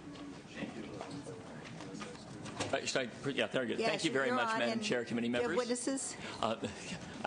Yes, I'm sure they're racing over here as we speak. Because we'll go right along here. Yeah, Okay. first, I want to accept the following amendments as reflected in the mock-up being passed around committee members as authors' amendments. First, as reflected in the committee analysis, changes to the family size categories to conform with those found in SB 890 by the chair. This is in comment 2 of the analysis. Also clarifying the effective dates of the rate bands. This is subsection A under the drafting notes in the analysis. clarifying the end dates of the rate bands in 2014. This is subsection B in the drafting notes. And deleting the sections on basic health care services. This is subsection C under the drafting notes. And I just want to I'll be very concise. I understand this has been a long day already for the committee. This is a bill about assuring kids have access to basic health care. The bottom line is, parents have been confronting the unimaginable choice of trying to select for what they pay: food, health care, housing. What this bill does is it implements and phases in several provisions of the federal legislation on health care reform that will assure that kids are not denied coverage or priced out of the market because they get sick. It's modeled on the successful small group market reforms enacted in the 1990s, and because we're building on a successful model, patients can be assured the transition makes sense. The components of the bill are as follows. Pre-existing conditions, pre-existing condition exclusions are eliminated for kids starting in 2011 and the entire individual market by 2014, consistent with federal law. Guaranteed issue renewability. Insurance companies have to issue policies to kids whose parents seek coverage and be allowed to renew those policies consistent with federal law. Modified community rating. Insurance companies can only vary their premiums by age and geography in 2014, as in federal law. This bill phases in this requirement, allowing a 20% variation in rates based on health status until 2012 and 10% until 2014. This, again, is modeled on the small group model. The bill implements the federal health care law and is consistent with the federal regs that were just released by Secretary Sebelius. Bottom line to all this is, we are in the process of moving to a model under the federal legislation. This bill advances the ball. It takes a couple extra steps to protect kids. It's enjoyed strong support, and I urge your aye vote. Thank you. And we're going back, even though we did for the special order, we did 2 witnesses, 3 minutes each. We are back to our usual procedure, which is 2 witnesses, 2 minutes each. Welcome. Thank you, Madam Chair and members. Beth Capel on behalf of Health Access California. We're the sponsors of this measure. We think, as the author has said, that it's an important measure to provide protection to children in California. It is both consistent with the federal guidance that was issued yesterday and goes beyond that in order to provide protections with respect to the rating rules and also notice and disclosure. So with that, we urge your aye vote. Thank you. Good afternoon, Madam Chair and members. Kathleen Hamilton with the Children's Partnership. We're also in support of the bill. It's an important first step to implementing guaranteed issue for children in California. Thank you. Making the changes to the age. The age category. Randy Hicks of Californians for Disability Rights, California Alliance for Right-Tired Americans, in strong support. Thank you. Others in support? Others in support? Make your way up here. We have 27 bills, please. And we've done 2. Yes, ma'am. Thank you. Michael Richard with AARP California on behalf of our 3.1 million members in support. Thank you. I should have. Okay. Judith Larson on behalf of Jericho, a voice for justice in support. Thank you. Others in support. Assemblyman Fuhrer, I just want to clarify that you are making the age changes. Yes, correct. Okay, thank you very much. Yes. Opposition, please.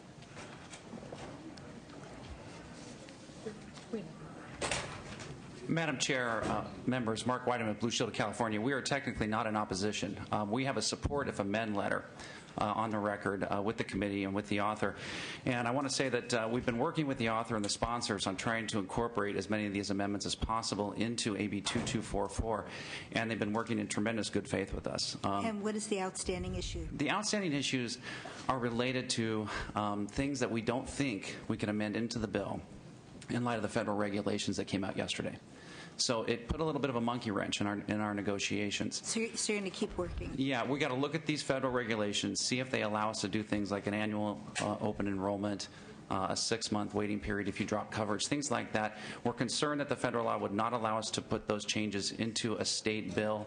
And if that is the case, then it might affect how we view things like rate bands. So we want to continue the dialogue with the author, and we appreciate the good faith in the discussion. Thank you. Thank you, Madam Chair and members. Nick Luizos with the California Association of Health Plans. in opposition to the bill. We'll be brief. Actually, for some of the reasons that our member Plan Blue Shield stated, some of the guidance is outstanding, and our fear in some of these bills that at least where the stated intent is to implement provisions of federal health care reform, there isn't enough guidance, or that certain bills are going beyond what we do know about federal law and the regs that have been issued that could impact several important provisions. Our members, of course, are complying with federal law. In some cases, they're actually implementing the law ahead of schedule. It's our obligation. We understand that, but we do oppose bills that where the premise is to go above and beyond that, particularly without the right type of guidance being issued.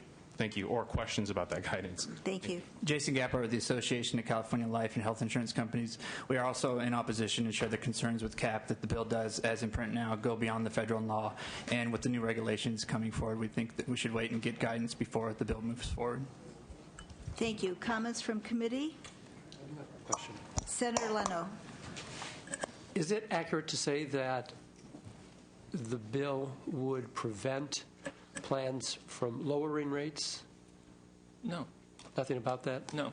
Yeah, no, it's a different piece of legislation which has been amended to obviate that concern. I'm sorry. Thank you. My confusion. Yeah. Other comments? No other comments from committee? Briefly, okay, first of all, is there a motion? So moved. And a succinct closing? Urge your aye vote. That's great. That's a great closing. Thank you. Call for the vote, please. Senator Alquist? Aye. Alquist, aye. Strickland? Honested? No. Honested, no. Cedillo? Cox? Leno? Aye. Leno, aye. Negretti McLeod? Negretti McLeod, aye. Pavley? Romero? Aye. Romero, aye. It's got 4 ayes. That bill has 4 votes. It needs 1 more vote. Thank you very much. It will be on call. Committee members, I really appreciate it. Thank you very much. Next, we have Senator Emerson. File item 19, well, let's see, is this, SB, or is it SB or AB? Yeah. AB, right, AB 2300. Madam Chair, before I conclude, there was the other bill that was vote only. It is for vote only, and we will do that at the end. Cool. Thank you very much. Welcome, Senator Emerson. Now, have you had some kind of new test as a new senator, or? Yes. And what are you going to do today for us? I'm looking. Yes, I'm looking forward. It's a pleasure. Bringing my own bills to my own house now. Yes, Thank it's you. a pleasure to see you. Okay. Thank you. First, I would like to accept the suggested amendments, comments on 1 and 2 of your analysis. This bill is a follow-up to Senate Bill 1364, which allowed genetic counselors to be licensed by the Department of Public Health. Unfortunately, that measure did not include a temporary licensure provision, and AB 2300 addresses that oversight. A temporary license is important to allow the new graduates to be able to practice in California under the supervision of a licensed genetic counselor or physician while they wait to take the certificate exam. I respectfully request your aye vote on this measure. To speak further and answer any questions you may have, I would like to introduce Elizabeth Kearney, the President of the National Society of Genetic Counselors. Oh, yeah, it's on. Okay, thank you very much. And I am a certified genetic counselor and also representing the Coalition of California Genetic Counselors. I will be brief in my remarks. There are currently about 3,000 certified genetic counselors in the United States, and at least 10% of those reside here in California. Genetic counselors are healthcare professionals, and we have specialized graduate degrees, which includes training in both medical genetics and in counseling. We practice in a broad range of practice settings and practice areas. As Senator Emerson commented, SB 1364 was enacted in 2000 and provides for genetic counselor practice and license requirements, but did not explicitly allow for a temporary license, and this has challenged regulators. Every state that has licensure has temporary licensure as well, as our exam is only offered once per year. This is very important to California because the field of genetic counseling is expanding very rapidly. The NSGC membership has grown by over 50% just in the last 6 years. And we're concerned about graduates of the 3 California-based training programs needing to leave the state if they need to practice upon their graduation, and we may have trouble attracting genetic counselors to California to practice. Obviously, this is a concern in terms of access to genetic counseling services, which will become more and more valuable as we enter the genomic era. AB 2300 remedies the situation by allowing new graduates who have met all the other requirements for licensure but have not yet taken their exam to apply for a temporary license. And as Senator Emerson noted, they would have to practice under the supervision of either a licensed genetic counselor or a physician, so they would not be independent providers. So the coalition thanks you and hopes that you will act on AB 2300 and would like to serve as a resource to you moving forward. Thank you. And you notice I'm wearing the same color as the other chairs so that you wouldn't notice the change. That's right. Yes. I appreciate that. Okay. Anything else? Is there any other support for the bill? Is there any opposition to this bill? Okay. The bill has been moved. Did you wish to close? As amended. Yes. Just ask for a high vote on the amended version. Thank you. Thank you. Call the roll, please. Senator Alquist, Strickland, Onnested, Onnested, aye. Cedillo, Cox, Leno, Leno, aye. Negrete McLeod, Negrete McLeod, aye. Pavley, Romero, Romero, aye. It's got 4 ayes. It's got 4. We will hold it open because there's members milling around.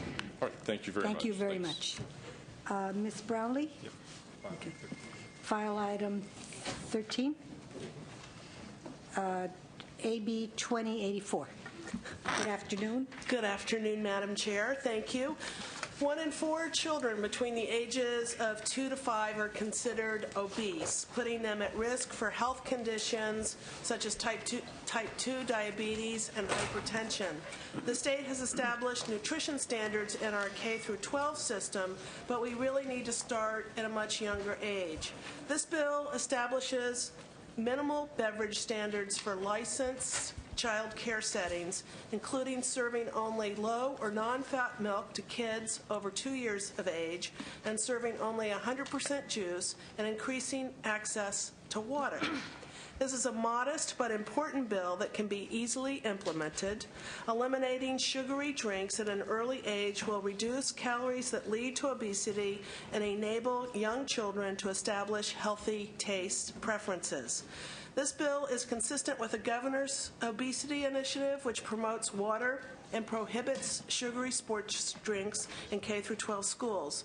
This bill is also consistent with the American Academy of Pediatrics and the Dietary Guidelines for Americans. I have with me here today Dr. Lorraine Ritchie with the UC Berkeley Center for Weight and Health and Jennifer Richard with the California Center for Public Health Advocacy. Thank you. Witnesses in support? Hello, my name is Lorraine Ritchie. I'm the Director of Research at the Atkins Center for Weight and Health at UC Berkeley. Last year, we completed a study of nutrition in over 400 child care centers and family daycare homes, representing data on over 32,000 California preschool-aged children, the first such evaluation of its kind.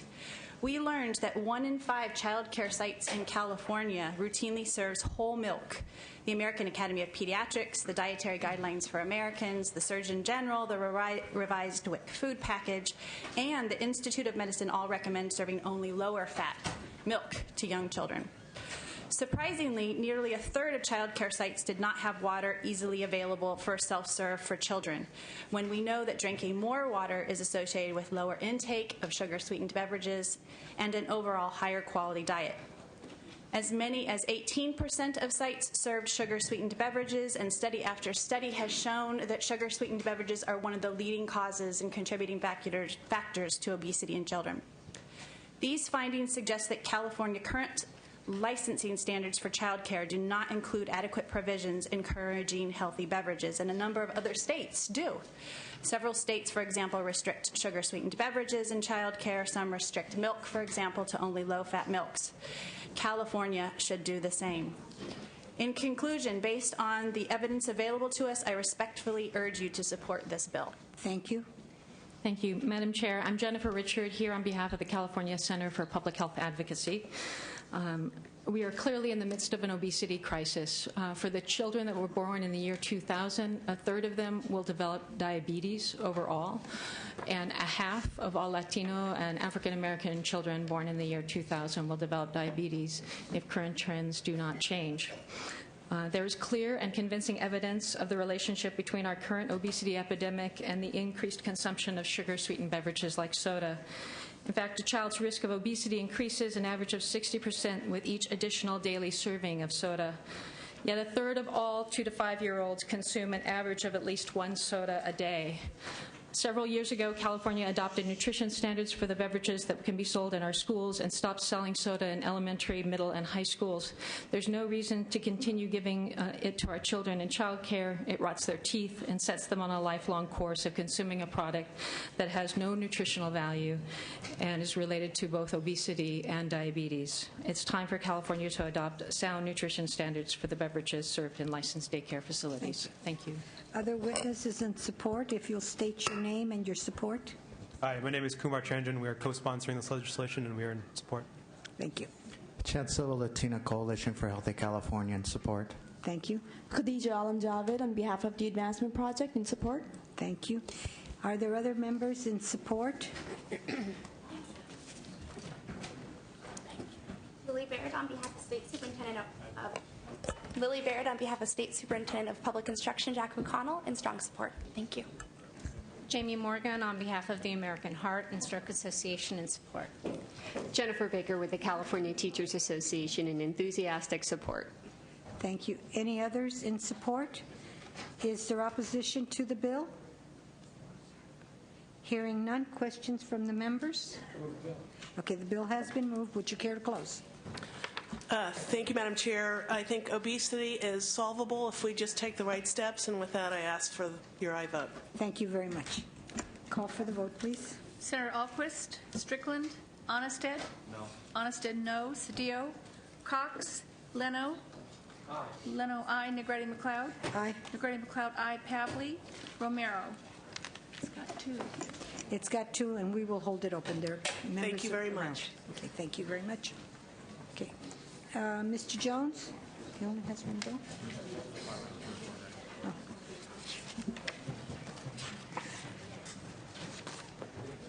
That's all he's got? Oh, yeah. Okay.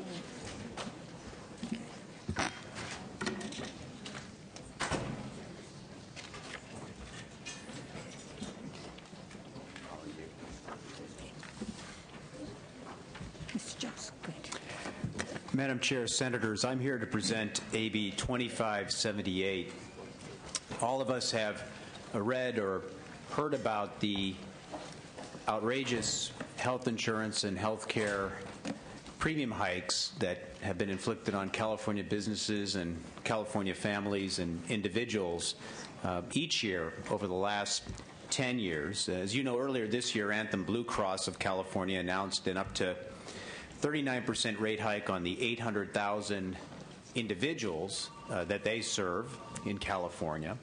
Soon thereafter, Blue Shield announced an up to 75% rate hike on businesses in California, small businesses, and they're not alone. The other insurers and healthcare plans have been increasing their rates as well. All this is happening at the same time that the consumer price index for healthcare costs has only gone up 3.7%. This bill is designed to address this by very simply extending Proposition 103, which applies to auto, property, and casualty insurance, and very successfully so since it was enacted by the voters in 1988, which requires those insurers to come in and seek prior approval before they raise their rates, which allows them to make a reasonable profit, cover their costs, but at the same time protects consumers from excessive rate hikes. This bill simply applies that approach to health insurance and health care plans. Now, the Anthem Blue Cross price increases occurred just after their parent company, WellPoint, reported $2.7 billion in one quarter alone in 2009, and after Anthem Blue Cross had transferred about $2.75 billion to its out-of-state parent company, WellPoint, since 2007.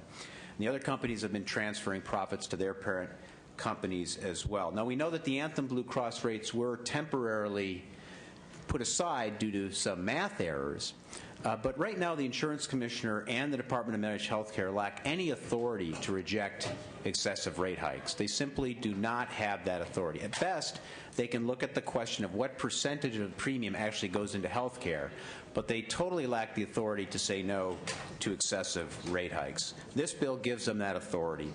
This bill helps to address a situation where just in the past couple of years, 2 million more Californians have lost their health insurance because of the inability to pay for it. We now have a record 8 million Californians uninsured. Now, we also know, since this committee last heard this bill a couple years ago, we've enacted federal health care. What's interesting to note is that both the President and Senator Feinstein have identified the contents of this bill as the important missing piece of national health care legislation. And all of you have been provided with a copy of United States Senator Dianne Feinstein's letter, wherein she says it's critical that we pass this legislation, because now under federal health care reform, not only do we have to deal with all the increase over time of the health insurance premiums, but in addition, we're now legally requiring everyone to get health insurance.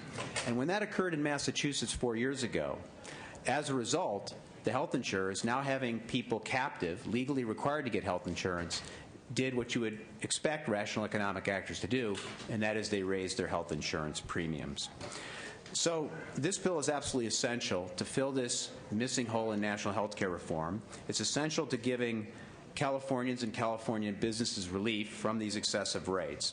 And it builds on our very successful track record with Proposition 103, which has saved consumers literally tens of millions of dollars, allowed the insurance industry to continue to make reasonable returns, and provided for extraordinary relief for Californians. So we have a number of witnesses here today who would like to speak on behalf of the bill. But first, I'd like to ask if the committee would allow us to start with Mr. Fred Taylor, who's the owner of a small business, Fred's Body Shop, here in California.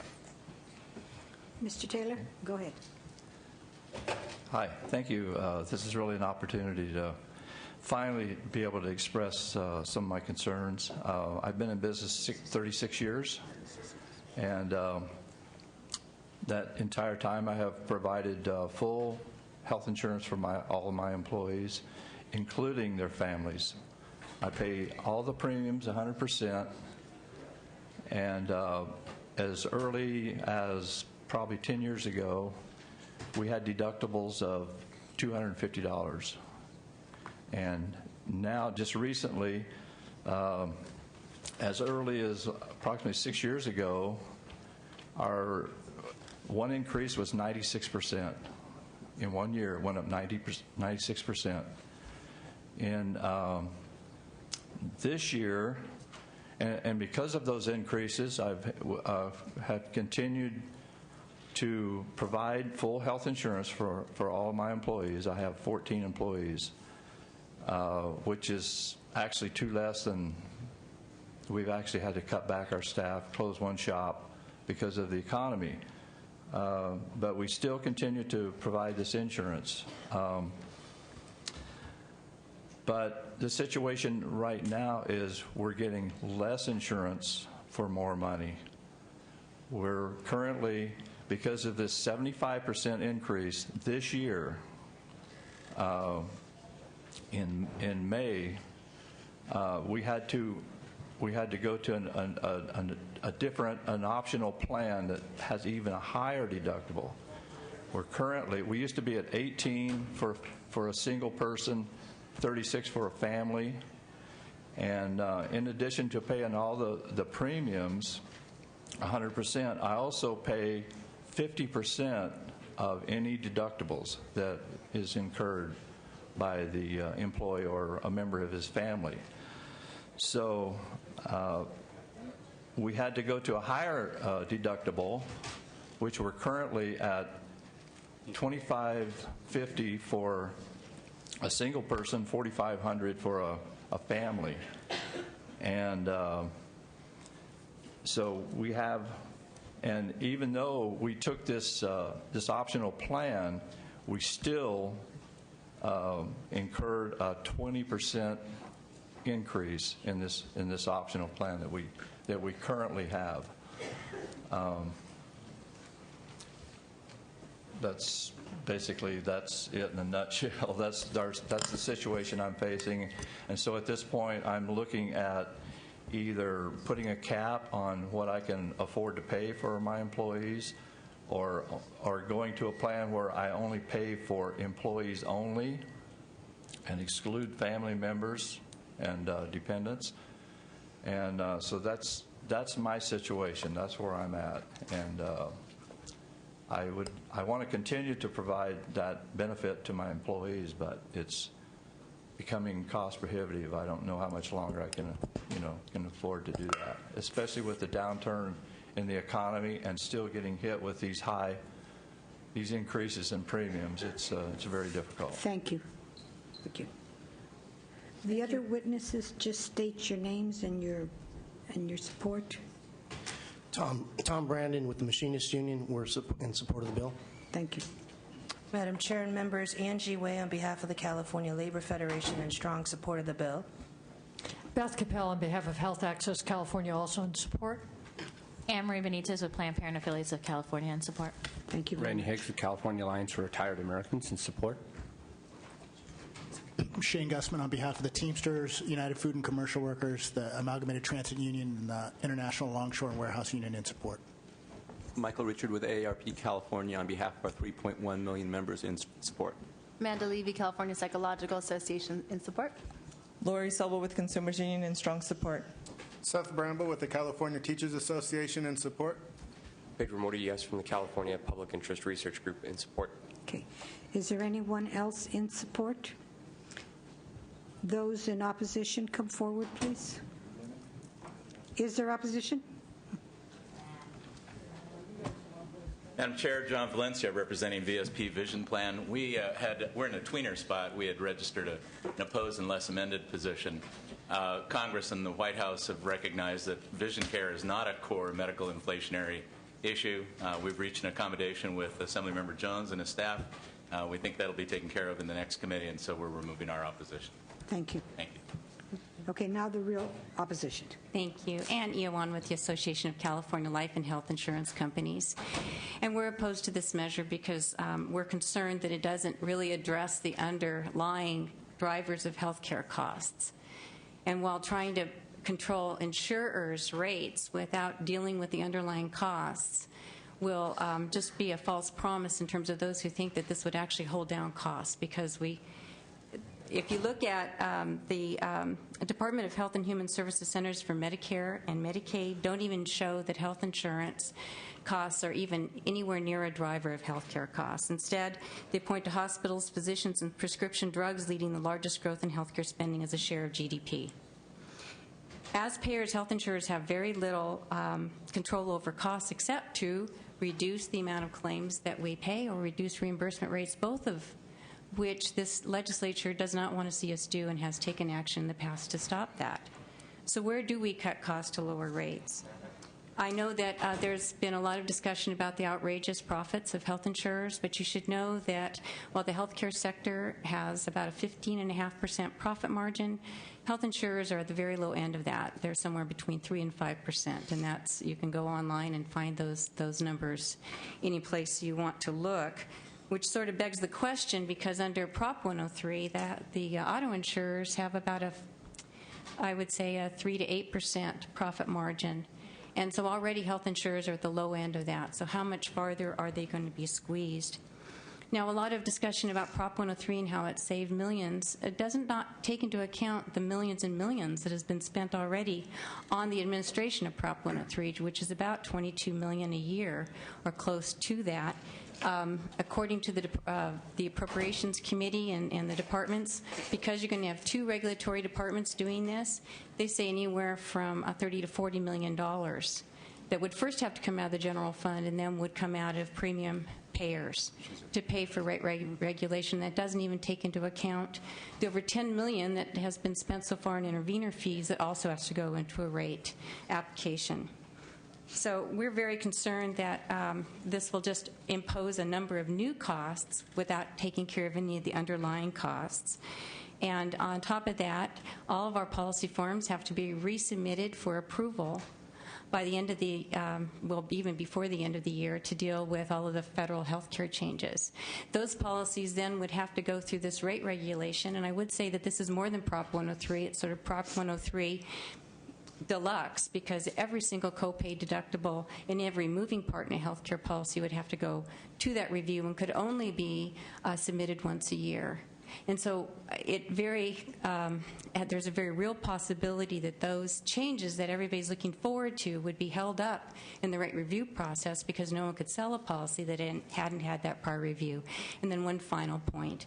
The Department of Insurance does have the authority to determine what's reasonable relationship with the premium.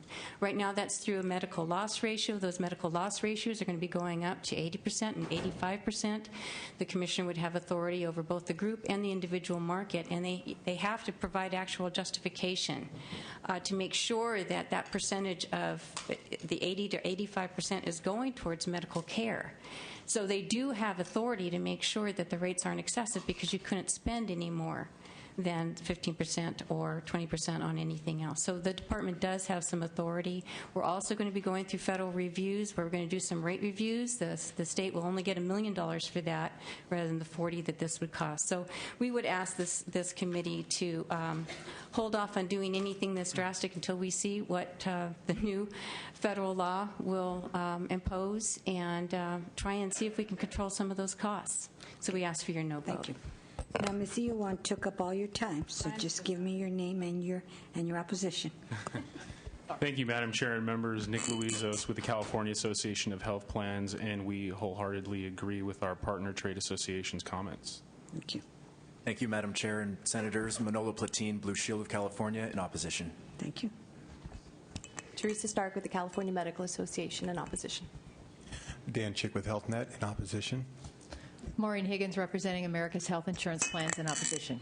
And I know you forgot to come for support. I appreciate it if you indulge me, Madam Chair. Ignacio Hernandez on behalf of the Consumer Federation of California, and also on behalf of the Consumer Watchdog, which actually authored Prop 103, which, as a result, we have the lowest auto insurance rates in the country. Okay, thank you. Okay, any other opposition? Questions from the members?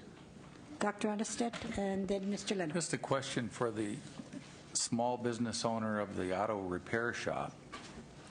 How would he feel about a bill that only let him raise his rates once a year, regardless of what the expenses of the business might be? Workers' comp rates could go up. You might have an increase in the cost of the paint or the supplies that you use.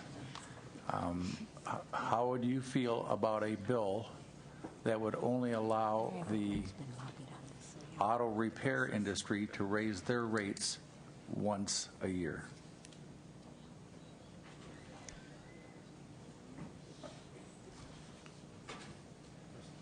Did you want him to answer? Yeah, Did you want to respond? Okay.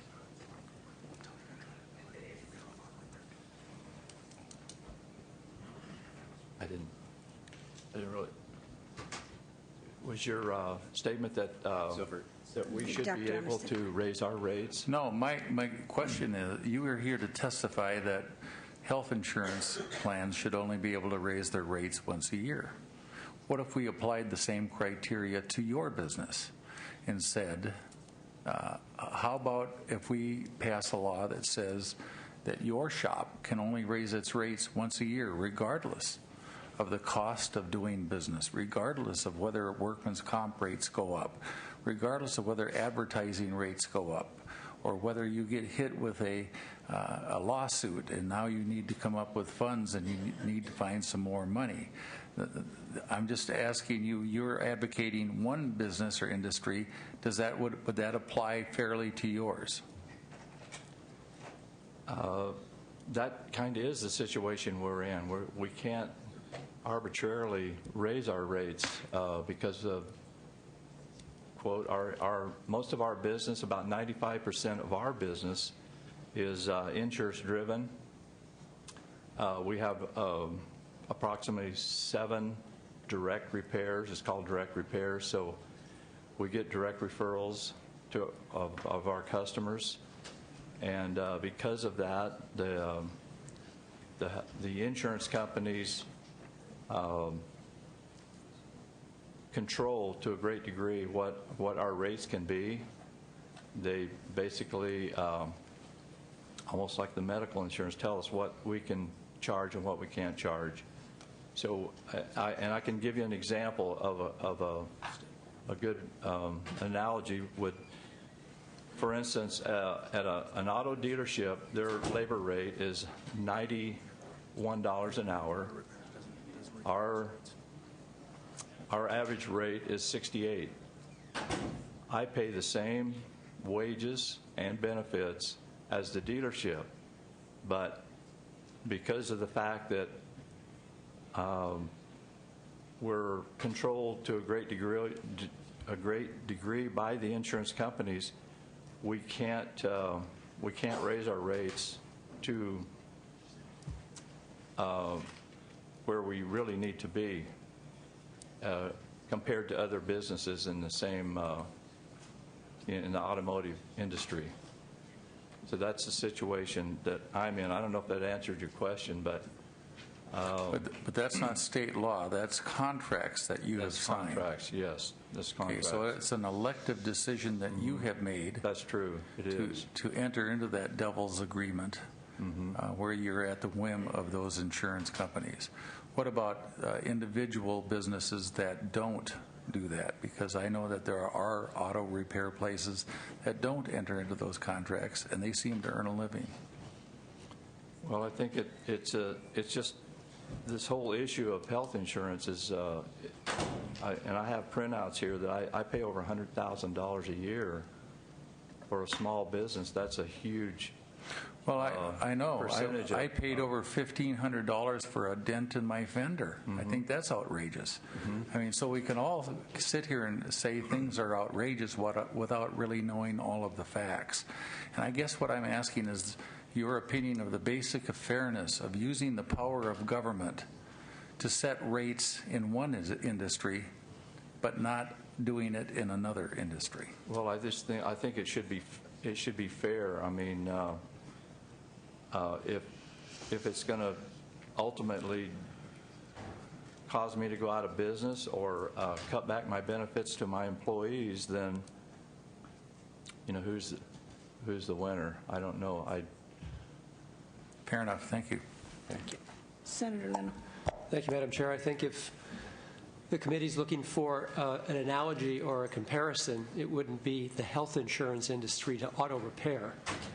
It would be the health insurance industry to the auto industry or the property insurance industry. Insurance is a particular industry, and the voters of California have already decided that there should be some process by which insurance rates can go up. And so I think a good comparison is within the insurance industry, why do we have this exception for health care? And unique to health care insurance, different from property or auto, is we're talking about life and death situations. And we have an insurance industry that says you either pay our rates or you'll go without. And if you go without, you'll either be on the road to bankruptcy. We all know that the inability to pay medical bills is the single greatest factor for personal bankruptcy in this state and this country. So you'll either go down the path of bankruptcy or you'll see your family members get sick and die. Those are the choices people are left. The profits are unconscionable at this point. CEOs approaching $100 million annually when more and more people, over 12 million Californians in this past year at some point without health care coverage. I think this is very reasonable that we just give authority to the Insurance Commission. That's why we have a commission, to protect ratepayers, to protect consumers.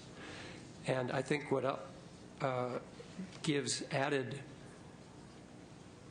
substance and reason for your bill is we've seen now that as a result of the federal health care reform,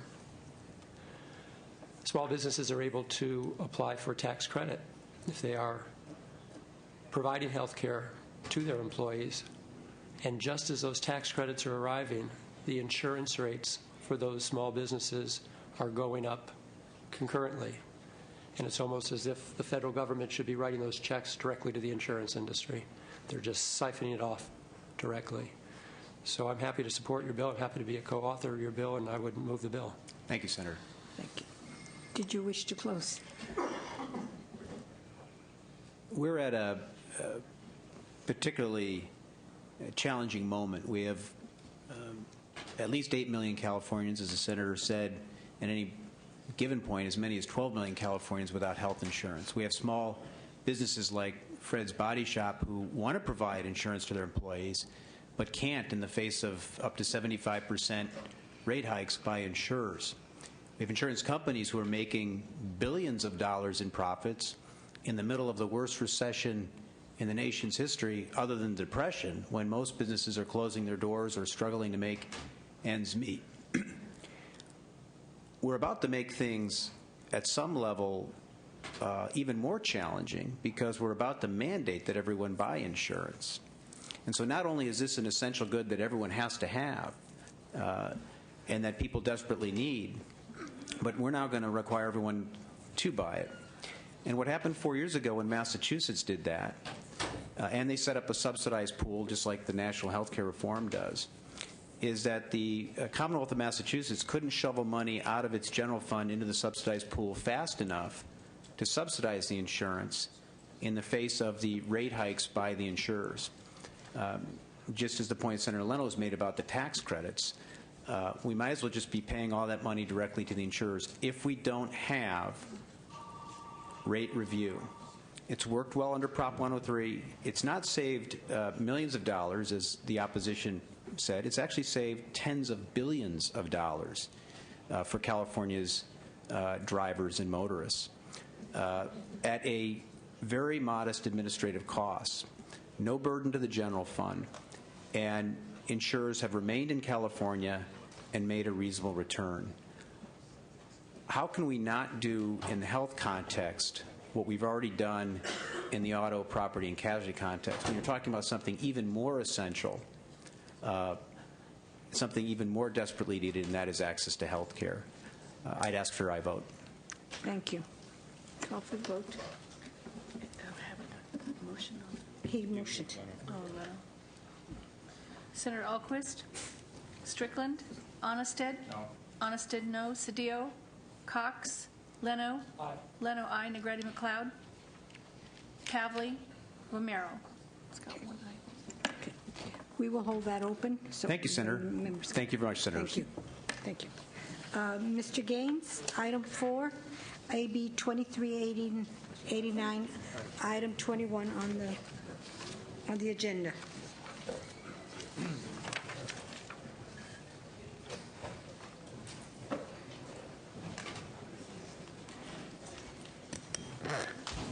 Good afternoon. Hi, Madam Chair and members. I'm pleased to present AB 2389 this afternoon, which prohibits contracts between health plans and hospitals from containing provisions that would block the dissemination and disclosure of cost and quality data to members of that plan. This bill does not allow release of such information to the general public, but only to the plan's enrollees and subscribers. Similar information is required to be provided after services are rendered, but AB 2389 will ensure consumers have access to this information before the service is rendered so that they may make decisions based on what is best for their family and personal finances. I'd like to take amendments to address concerns brought to my attention regarding cost and quality measurement, which are outlined in the committee analysis. Specifically, I'm accepting the suggested language in comment number 3 and 4, and I'd like to thank Lisa Chan Saywin for all of her effort in coming up with that, and working with committee staff to craft language which would address the issue noted in comment number 1. The language will ensure that facilities are provided with the methodology and process used to develop cost measures and be provided an opportunity for review of this cost information used by the health plan. It would also provide a process for that review.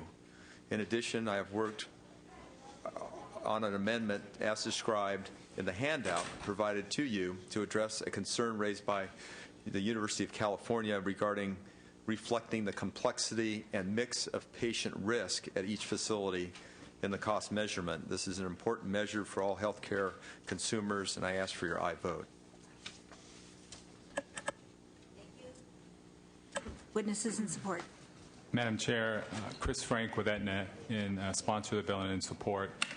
For the past, since 2007, Aetna has been putting information online in California and across the country that provides some guidance for our members, and only our members, not the public, to be able to do some cost comparison between a elective, uncomplicated procedure. What we have done is put a range, a high and low range, and we have done some acuity adjustment for it, so we're not bringing in really complicated issues, and giving members access to that information. Not penalizing them if they don't use it or requiring them to use it, but just allowing them to be the same types of shoppers that we demand in other types of service industry. So this is a bill to prohibit a facility from stopping us from doing that. And we've taken a lot of amendments and worked with the committee consultant and others to try to craft something that will work across the board, that is fair and reasonable, and provides enough disclosure to our members so that they can make informed decisions. Thank you. Next. Madam Chair and members, Dominic Damari here on behalf of Safeway and its affiliates, and we support the bill, and for the reasons that Mr. Frank stated, it's also very consistent with the health care policies and philosophy that Safeway has. They've identified 4 areas where people who work for Safeway can take control of their health and help keep the health care costs down system-wide across the corporation. Those areas are obesity, hypertension, cholesterol, and one that's escaping me right now. But it helps the employees of Safeway have a more meaningful role and empowers them to make decisions about their health care that helps keep the overall cost of health care down to the corporation. This bill is consistent with that philosophy and that program, and therefore Safeway supports it. Madam Chair, members. Nick Luizzo, Association of Health Plans, in support. Madam Chair, members, Manolo Platine, Blue Shield of California, in support. Jason Gappart with the Association of California Life and Health Insurance Companies, in support. Maureen Higgins representing America's Health Insurance Plans, in support. Kara Bush on behalf of the California Grocers Association, in support. Witnesses in opposition.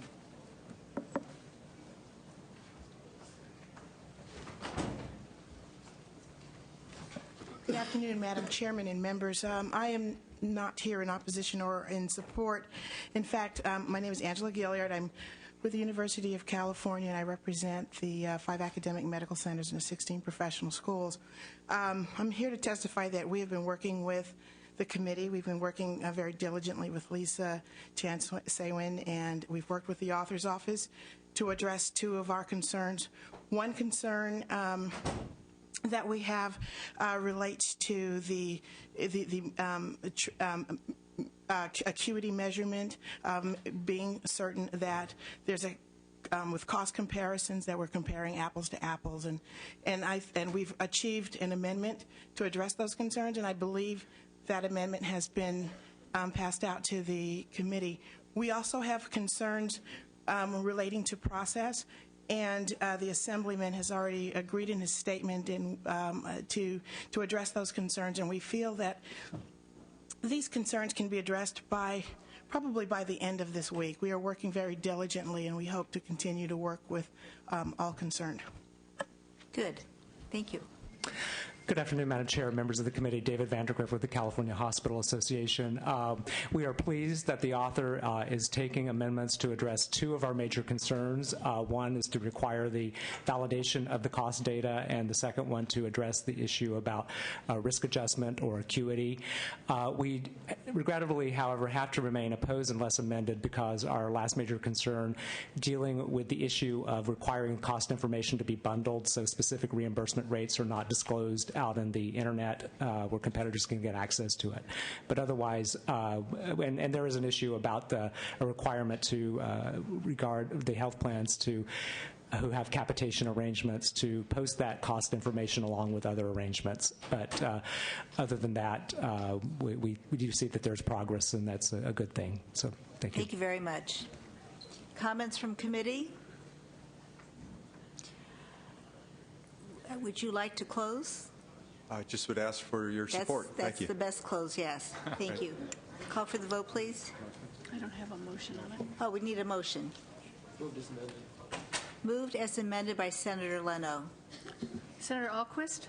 Aye. Alquist, aye. Strickland? Onnested? Aye. Onnested, aye. Cedillo? Cox? Leno? Aye. Leno, aye. Negrete McLeod? Kavli? Romero. That bill has 3 votes. It is on call. Thank you very much. Next, we have Assemblyman Senator Chesbro. First, we have file item 7, AB 1701. Thank you very much, Madam Chair. I'd like to accept the suggested amendment on page 7 of the analysis. AB 1701 will simply extend the sunset of the Disease Prevention Demonstration Project for another 8 years. The Disease Prevention Demonstration Pilot Project of 2004, which was authored by our esteemed former Senator John Vasconcellos, also allows cities and counties who are authorized locally to sell 10 or fewer hypodermic needles without a prescription. The motive of the project is to reduce the spread of disease by intravenous drug use. Since 2004, the program has been a success. Currently, in California, we have 15 counties and 4 cities and 650 pharmacies participating in the program. According to the California Department of Public Health, the program has, quote, rolled out smoothly, and participating counties have been positive. Also, the Office of AIDS reports that no adverse effects have been reported by the pharmacies participating in the program.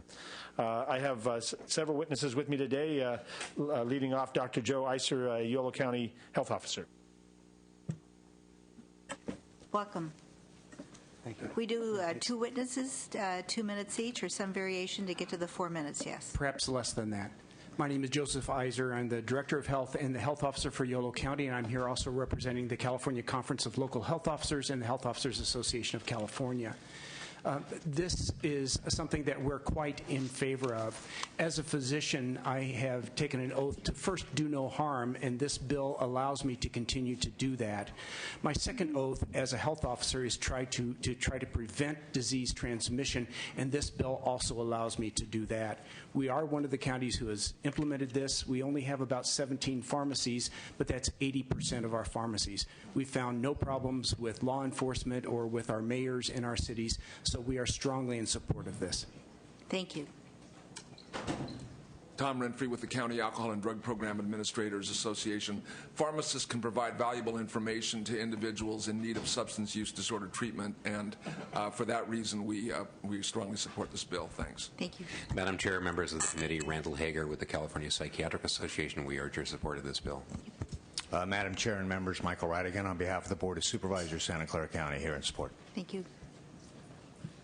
Teresa Stark with the California Medical Association in support. Thank you. Nicole Wertelman on behalf of the Alameda County Board of Supervisors and the City and County of San Francisco in support. Thank you. Glenn Backus, Drug Policy Alliance in support. Thank you. Robert Harris on behalf of California Society of Addiction Medicine in support. Thank you. Witnesses in opposition.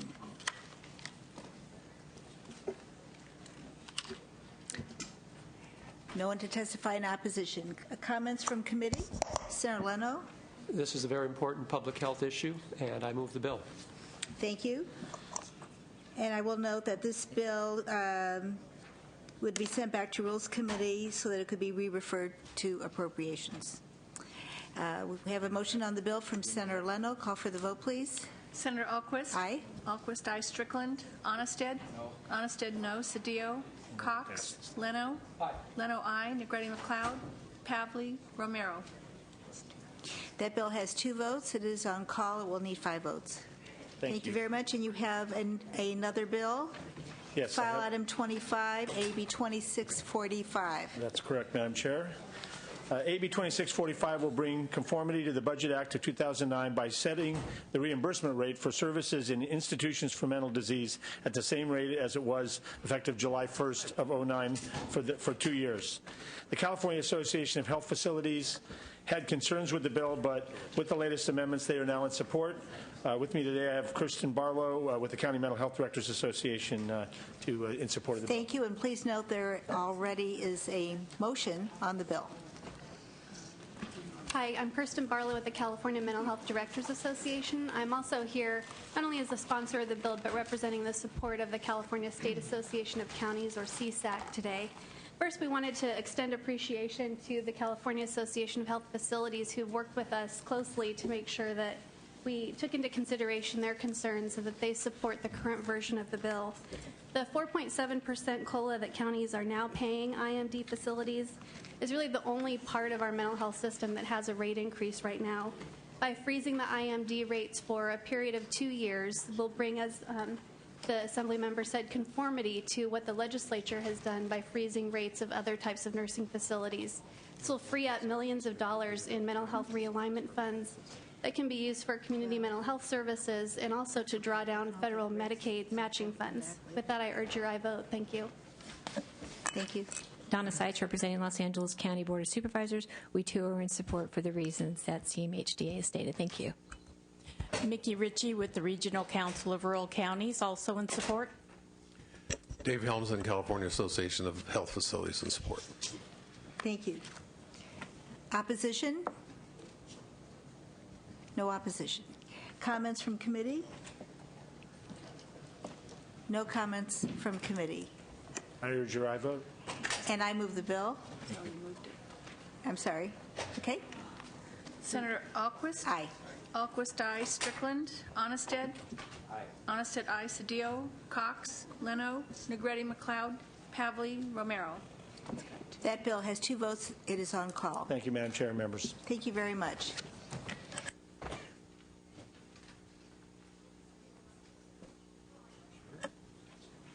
Assemblyman Hagman, file item 12, AB 2000. Welcome. Thank you, Madam Chairwoman. And members, just as start off as a district bill, a dog was brought to our attention at the local city council that would not be able to take a rabies shot without endangering its health. And went back and forth between the city attorney and the county attorney of San Bernardino and found out that there's basically provisions in the state law that kind of need to be clarified. So hopefully this bill will address that. We have been working with all parties involved, Madam Chair, and with your staff. We had a meeting as late as yesterday afternoon to come up with several amendments that hopefully satisfy all parties involved. And do we have an understanding that today is for testimony only? Whatever the chair, whatever you like. I mean, That's our understanding. that's our understanding, and I just wanted to know if that was your understanding also, so we were on the same page. We're just trying to work with your committee staff. Whatever you prefer, we will be happy to do Fine, so. because I understand we're still working on amendments. Yes. We have a mock-up form, but they're not ready to go at this point.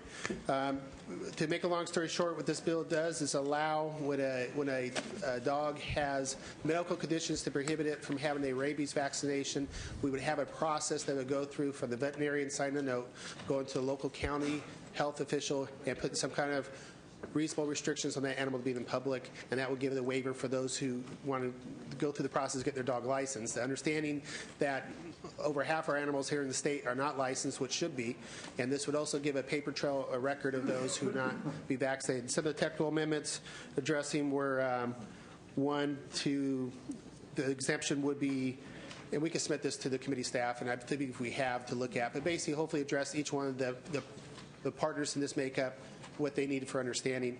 We do have two speakers here, Michael Dillon from California Medical Association and Barry Kipperman from the Humane Society Veterinary Medical Association to also testify and answer technical questions at this point.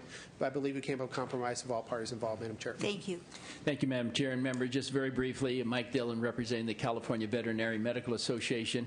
When this issue first surfaced last fall because of the Chino Hills situation in the Assembly Members District, I made a number of calls to animal control directors, to county veterinarians, to some veterinarians in private practice to kind of get a sense of what the current law was, and we found that there were exemptions given on a very limited basis. Some counties, such as Los Angeles, gave the exemption, but you had to post a quarantine on the fence or something like that. Others did not, but they gave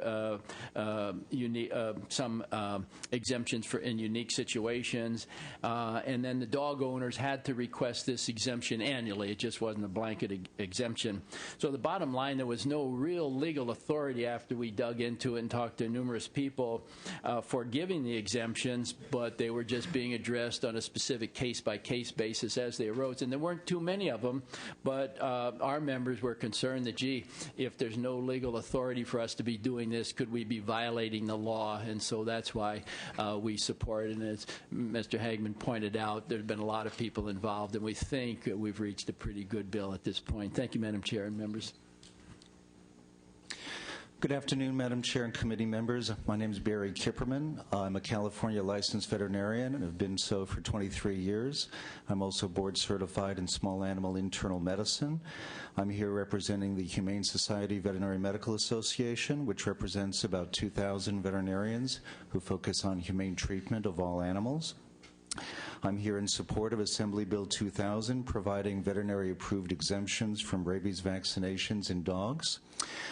Over the past 15 years or so, our profession has found that although routine vaccinations for dogs and cats is life-saving in many instances, that these same vaccines can also have detrimental consequences to animal health in select conditions. There's concern amongst infectious disease experts that vaccines can also play a role in development of certain bleeding disorders in the dog. There's also ample evidence that rabies vaccinations have caused adverse reactions in dogs. So as a result of this latest knowledge, experts within the profession are advising veterinarians that we weigh the pros and cons or the risks and benefits of vaccinations for every particular dog and cat based on that particular animal's disease state and their environmental risk factors, and that we counsel our clients accordingly. Labeling instructions on vaccinations instructs us to vaccinate only healthy dogs. And in a small number of dogs that are dying of terminal cancer who are at home on chemotherapy, vaccination may be harmful to them and medically inappropriate. The veterinarian's oath states, "I solemnly swear to protect animal health and promote public health."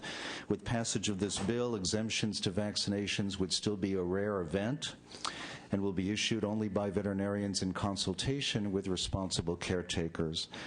And the nature of this type of decision-making is no different than counseling our clients about any other veterinary medical procedure. So I strongly urge your support of AB 2000. Thank you. I have a question, because this bill, or some iterative fashion of it, does require, I believe, some real accountability. And how do you think we should do this? Do you mean accountability on the part of the dog's caretaker? I mean on the part of anyone who says that maybe the dog shouldn't have the vaccine, and then something happens. Well, I mean, I think the buck stops where? What? Senator, maybe I could address that. First of all, we're talking about a handful of animals. Literally, I think we've had maybe 4 cases of rabies in the last decade, even in California. So it would be a very, very minute population that this be addressing. I mean, literally a handful each year, if that. Secondly, it has to go through a veterinarian has to write up a diagnosis of the animal. It has to be done on an annual basis versus every 3 years for normal rabies vaccination. Okay. That has to be submitted to the county health officer. The county health officer has to look at the individual animal and the circumstances. That's why we had a hard time with the language, too, because it's going to be different if you own a ranch in the middle of nowhere or if you live in a condo. And that health officer, we put the language in there to allow it to be tailored to that animal and that family's needs and to what would be safe for the public. So that's kind of a couple two-step check. Thirdly, by definition, it would be considered an unvaccinated animal. So that relies on the owner as well, just like unvaccinated animals do right now, too. If that dog does do something, it can be put down. So it puts a high burden on the animal owner as well to make sure you hit that threshold. And you got to look at, if we're not having people register them or license them now, 50% of them are not licensed, for that owner to go through that process, for the added expense to go to the veterinarian, the added expense to go to the county office to get the waiver for licensing that animal, you have a pretty conscientious owner to begin with, which is not normally what we see out there. So these are the people that really want to do the right thing, but there's no process. This process of giving waivers has been happening throughout the state of California for many years, kind of outside the law, so to speak. I mean, not really having a legal right to do so, but they've been given and granted. This would put it in a context that, like I said, to bring the Department of Health, that's the one person we haven't got fully because they need time to digest the amendments, but we have the Veterinary Association of Health Officers all involved in this process to get them to agree to this language. That has been the difficulty so far. So I think there's really three checks and balances before you can even have this exemption to begin with.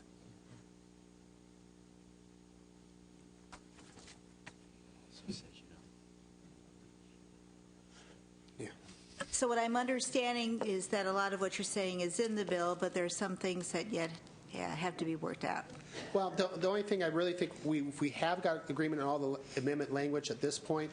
What we don't have is because the State Department of Health takes a little longer to digest that, and I think they'll be here to testify on their own behalf that they can't come out and actually support that as of today because we just had the meeting yesterday afternoon. That may take a couple more days to actually put it in the real language so they can officially take a stance on it. I just want to be sure that all my concerns have been addressed. Okay. We do have that, like the leash and all the rest of it, and I believe we met all the standards we needed to get. Senator Negrete McLeod. Mr. Hagman, this doesn't have anything to do with your bill, but I'd like to ask the Humane Society person something. I went home last weekend, and my husband said, I had a knock on the door from the Humane Society that said that we hadn't licensed Elsa for 12 years. Well, Elsa was 14 when she died, and she's been dead 12 years. And so my husband said, if we'd have had a 26-year-old dog, I'd have taken her to Ripley's. I think you need to do your information before someone comes to somebody's house asking why we haven't licensed the dog. I would agree.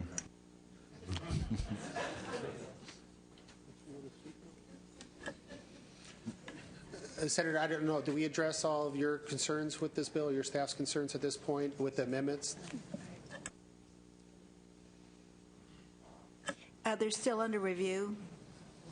And as I mentioned earlier, next week will be for vote only, so this is the only time we have to air them out. Yes, to air the bill. We have provisions in there for the annual checkup. We have provisions have to be on leash only. We have provisions stay on their own property, adult supervision. We went through great extents to still have a quality of life for the animal. It's going to be very sick to begin with in order to get this exemption. At the same time, protecting public safety, which should be our primary concern. Well, thank you, and then I'll take another look at it also. Opposition? I'm sorry, Senator Onnested. No, we don't. It has been moved by Senator Onnested. And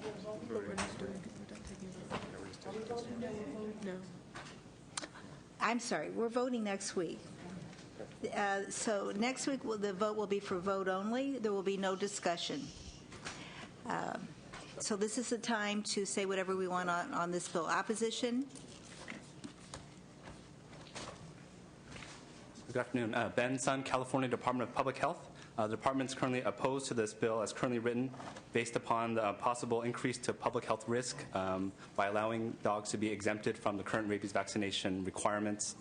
We do appreciate the opportunity to meet with the author to discuss some of our concerns and are currently reviewing the proposed amendments as discussed. And what are your concerns?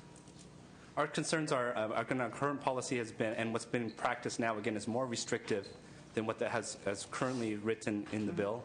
And some of those proposed amendments have been discussed already, and we're evaluating those concerns. Right, because what I'm really asking is, what does the Assembly member need to hear from you today so he can problem solve to make it a better bill in your estimation? Right. I believe, again, I can't give the final answer today, but again, I think through our meeting yesterday and through the proposed amendments, I think it's coming closer to addressing some of our concerns. Good, and if you will keep us apprised, and as you know, we will be voting on the bill next week. Yes. So we want to be sure that the Assembly member has ample time to work on issues of concern to you. Yes. Other opposition?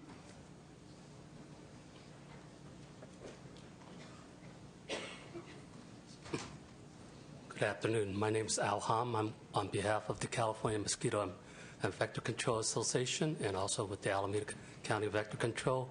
We are opposed to this bill. Thank you very much. Is there other opposition? Any last comments? Senator Grady McLeod, anything else on ELSA? Okay. Sir Onestad, any comments? I'm ready to vote. I understand that. We're just the bill's not quite ready for us to vote on it yet. Would you like to make a last comment? Yeah, thank you, Senator. I just want to bring it to the attention to this committee that 13 other states already has this provision or some form of this provision that we're trying to work out. I believe we have, when we have time to review all the amendments, we took 4 specific amendments for each group. And hopefully we got it all vetted out yesterday in our discussions and with the actual language that's been passed around to all parties. I just know that some processes take longer to get approval of the other, but we're hoping to have everybody supportive. We do not want to push through a bill that we have one group or the other because we think there's enough room to make this work for everybody and still make it happen. So if there's any other suggestions for the committee, we'd be happy to take them. But at this point, I hopefully got them all addressed, and we'll look forward to the vote next week. Thank you. And I know that Mia has been working diligently with you. She's been doing a wonderful job. We want to Yes. Thank you for her participation. Thank you very much. And as I said, we will not be voting on the bill, so that will be it, and we will go on to the next bill now. Next, we have Assembly Member Bonnie Lowenthal, file item 16, AB 2199. Welcome. Thank you so much, Madam Chair, members. California law, believe it or not, requires mental health officials to identify the causes and to find a cure for homosexuality. Section 8050 of the Welfare and Institutions Code requires the State Department of Mental Health to report on the causes and cures of homosexuality to prevent sex crimes against children. This bill strikes out the offensive suggestion in code that homosexuality is more or less the same as pedophilia. It's a change that's 60 years overdue. AB 2199 is sponsored by Equality California and enjoys the support of the California Psychological Association, California Mental Health Directors Association, California Marriage and Family Therapists, Disability Rights California, and the California Teachers Association. Here with me is Mario Guerrero from Equality California to testify in support of this bill. Madam Chair, members of the committee, my name is Mario Guerrero. I'm Government Affairs Director for Equality California, and as was said, we are the sponsor of AB 2199. This code simply mischaracterizes and institutes bigotry against the lesbian, gay, bisexual, and transgender community. It wrongly links sexual orientation with child molestation, sexual deviance, and calls for research into the cure for homosexuality. Opponents of our bill have stated that we should continue to mandate research into the causes and cures of homosexuality. Homosexuality is not something that needs to be cured. And I'd like to note that Senator Onestad already moved the bill. Oh, well, thank you very much. I will close by saying that this opponents. What our opponent's stance is as outrageous as asking for research into heterosexuality. So thank you. I appreciate that. Thank you. Amanda Levy on behalf of the California Psychological Association in strong support. Thank you. Kirsten Barlow on behalf of the California Mental Health Directors Association in support. Thank you. Randall Hager on behalf of the California Psychiatric Association in strong support. Thank you. Nicole Wertelman on behalf of the City of Berkeley in support. Thank you. Tim Shannon representing the California Association of Marriage and Family Therapists in support. Thank you. Randy Hicks, individual, in strong support. Thank you, Randy Hicks, individual. Opposition? The bill has been moved. Comments from committee? Oh, there is opposition. Yes.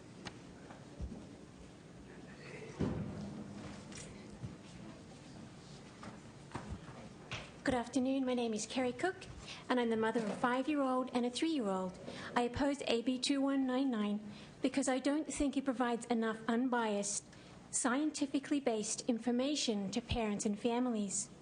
As a spokesperson for Alameda Concerned Parents near San Francisco, I know our communities need scientific research into homosexuality.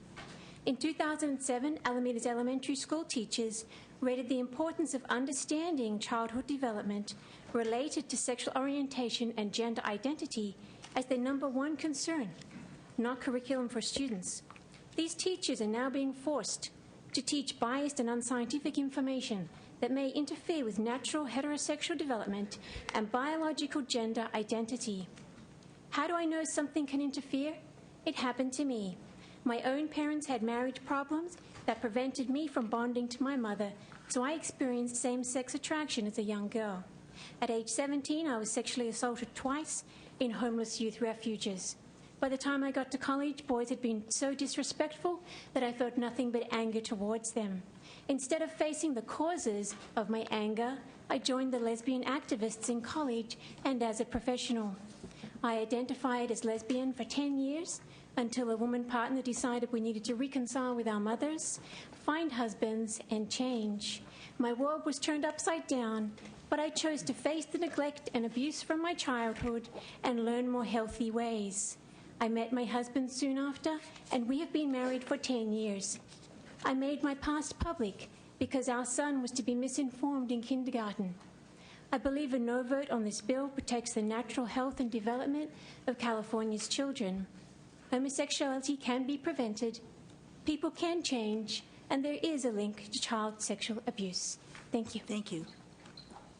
I am Geraldine Smith, representing PFOX, Parents and Friends of Ex-Gays and Gays. We oppose Assembly Bill 2199. We are concerned that you may not be aware that according to the American Psychological Association, March 6, 2008, statement, quote, although much research has examined the possible genetic, hormonal, developmental, social and cultural influences on sexual orientation, no findings have emerged that permit scientists to conclude that sexual orientation is determined by any particular factor or factors, close quote. The assumption behind AB 2199 that sexual orientation is an immutable trait is therefore unproven. As a former homosexual, I personally have concern that protection of gays and lesbians, as AB 2199 intends, could make it politically incorrect to fairly pursue justice when a young person is molested by a same-gender perpetrator, as I was at barely 15 years of age while another lesbian watched. The trauma complicated my life enormously for the next 30 years. My perpetrator had also been a victim. This brings me to the mental health truth that unresolved trauma influences behavior. Whether or not you believe people are born gay, as legislators concerned with health, you should not promote policy that would cripple the resources to protect children. The state of California needs to proactively protect children in every way. Thank you. And I understand that I probably cut your testimony a little short. Was there anything else you wanted to say? Oh, not at all. I mean, I think I've actually addressed a lot of the questions that were brought up, both through my testimony and the authors. But if there were any questions, I just wanted to come up in case. Fine. Thank you. You had any. Comments from committee? Senator Onstad. I think to both of the witnesses in opposition, the question here to me is, since 1973, the Department of Mental Health has been charged with this responsibility. Number one, they haven't done it. Number two, I don't think they're capable of doing it. Number three, I don't think government should be in the business of doing research when it's not capable of doing it. The research needs to be done by research agencies. That's all this bill is saying, is let's get rid of the research mandate to the Department of Mental Health here.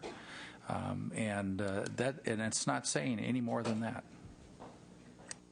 Thank you, Senator Onestad. And should the bill move out of committee, Assembly Member Lowenthal, if there's an opportunity, I would like to be added as a co-author. Thank you very much. Thank you. And a very succinct close. I want to thank you for listening today. I would make one small correction to Senator Onestad's statement that actually the bill started in 1950, not 1973. Nothing has been done since then. And just as we rid ourselves of bias in a bill about race restrictions on property, it's time to rid ourselves about bias for the LGBT community. I ask for your aye vote. Thank you. Call for the vote, please. Senator Alquist? Aye. Alquist, aye. Strickland? Onestad? Aye. Onestad, aye. Cedillo? Cox? Leno? Negrete-McLeod? Negrete-McLeod, aye. Pavley? Romero? Well, you have 3 out of 3, and you will need 2 more. Thank you. Bill is on call. Thank you. I appreciate it. Thank you. My Assembly Member Bell, welcome. And you have 3 items. We will start with file item 5, AB 1600. Thank you,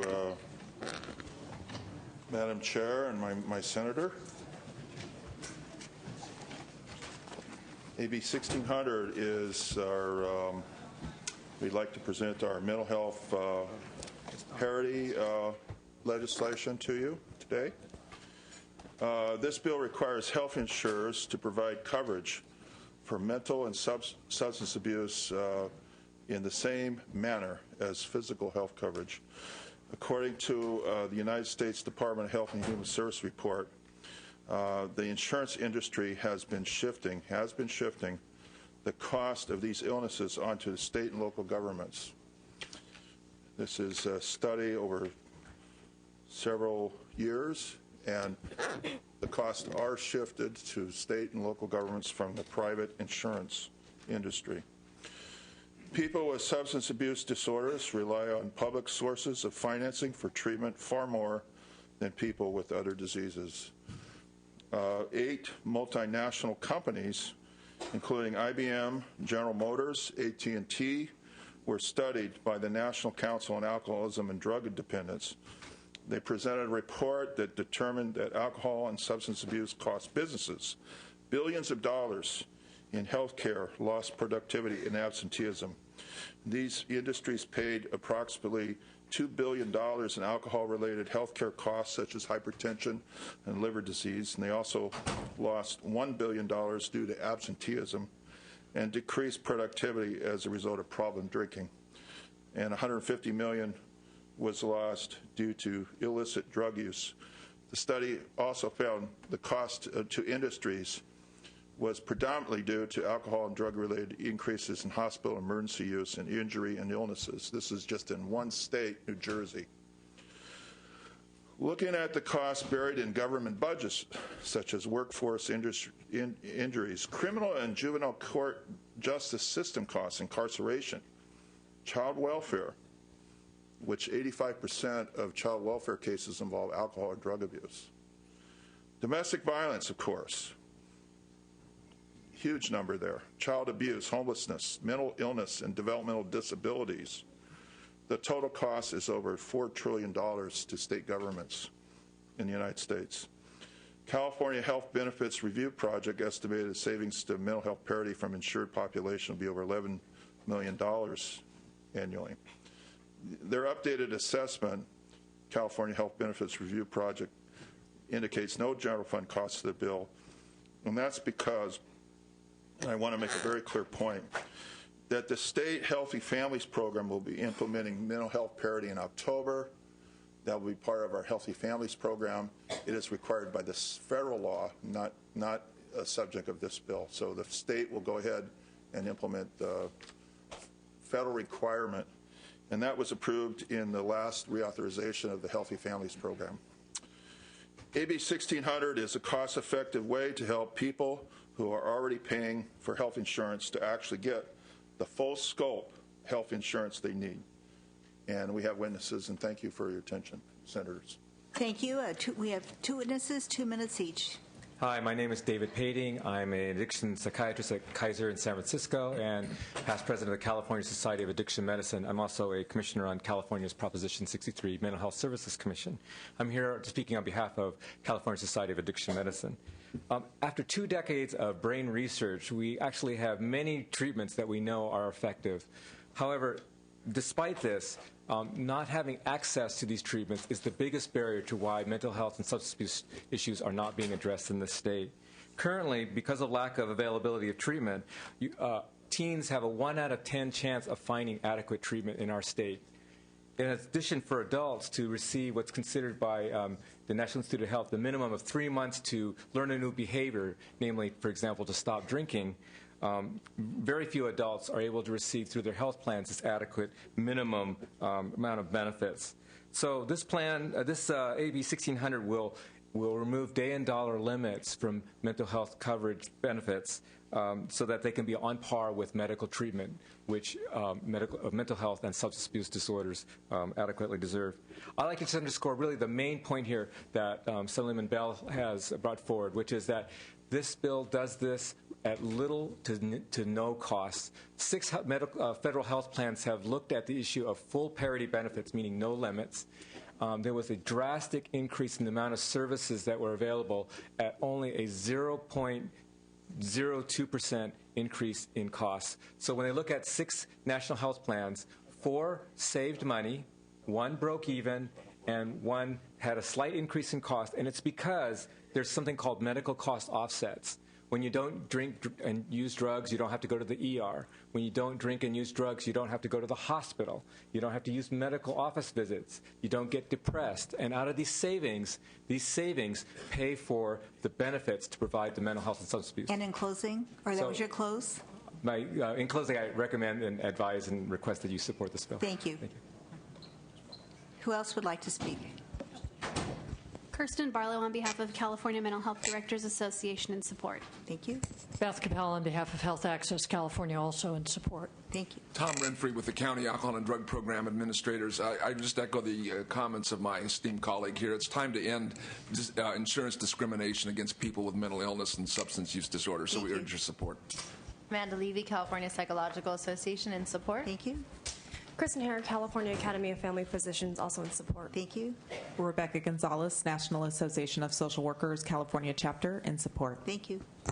Judy Wolin-Magnami, California, in support. Thanks. Tim Shannon, California Association of Marriage and Family Therapists, in support. Thank you. Randy Hicks with California Alliance for Retired Americans, Californians for Disability Rights, in strong support. Thank you. Don Zweifel, representing Paving Net Company, a disabled veteran business enterprise.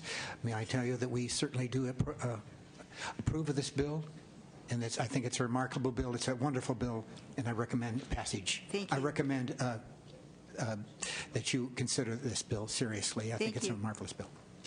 Glenn Backus for Drug Policy Alliance in strong support. Thank you. Randall Hager, California Psychiatric Association, in strong support. Thank you. Opposition?